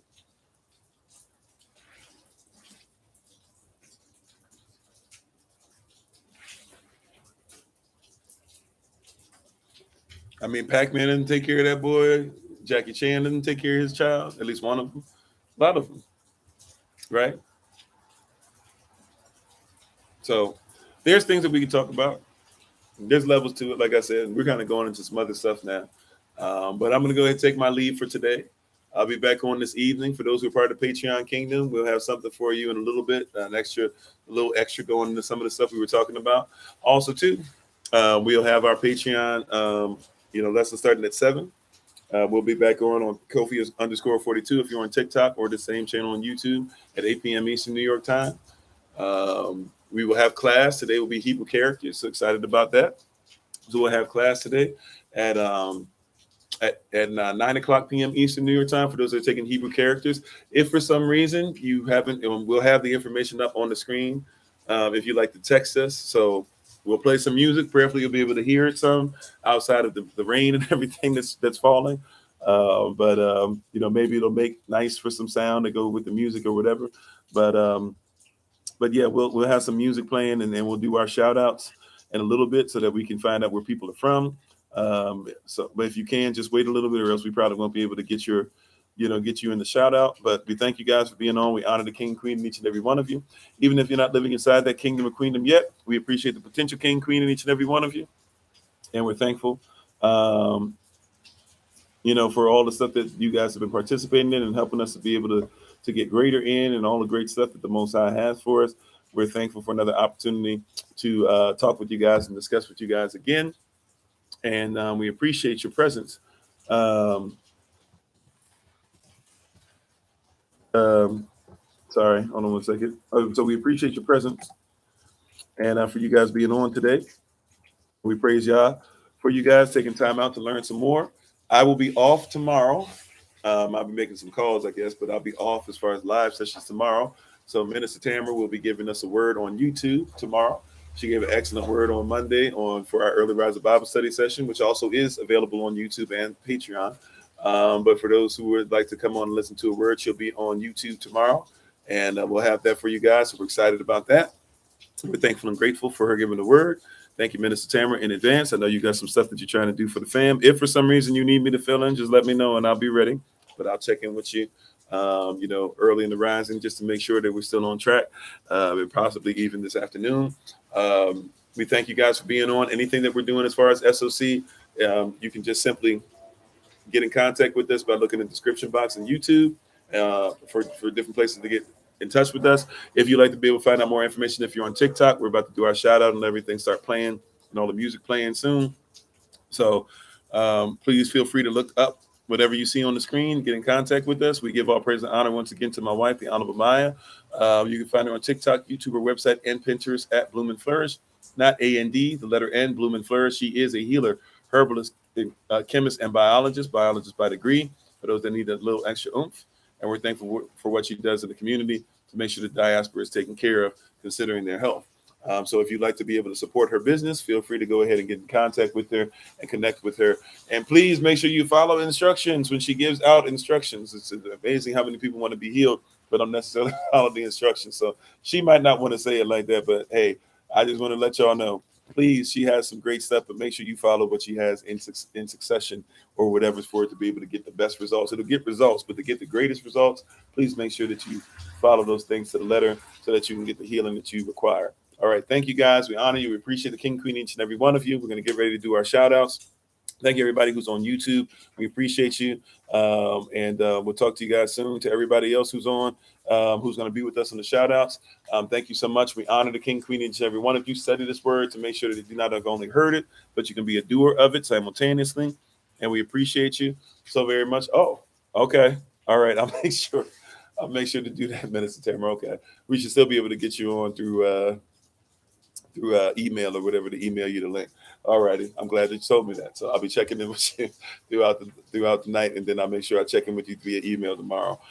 So thank you everybody for being on. We appreciate you. We honor the King and Queen in each and every one of you. As always, this has been Pastor Kofi, Pastor Servant to Christ, where we are always changing lives one mind at a time by being the voice of the voiceless and speaking the unspoken. Until I have the great privilege, opportunity, and responsibility of being in front of you all again. Please remember, as always, yourself, that you are loved, you are necessary, you are majestic, you're fearfully and wonderfully made in you, which is all of us working together. Will be the reason why people who are in the system no longer have to be of it. Shalom. Tadach Yastel, Kwam Yastel, Barak Allah Atsham Yachaba. Bakotav. We'll talk to you soon. Peace.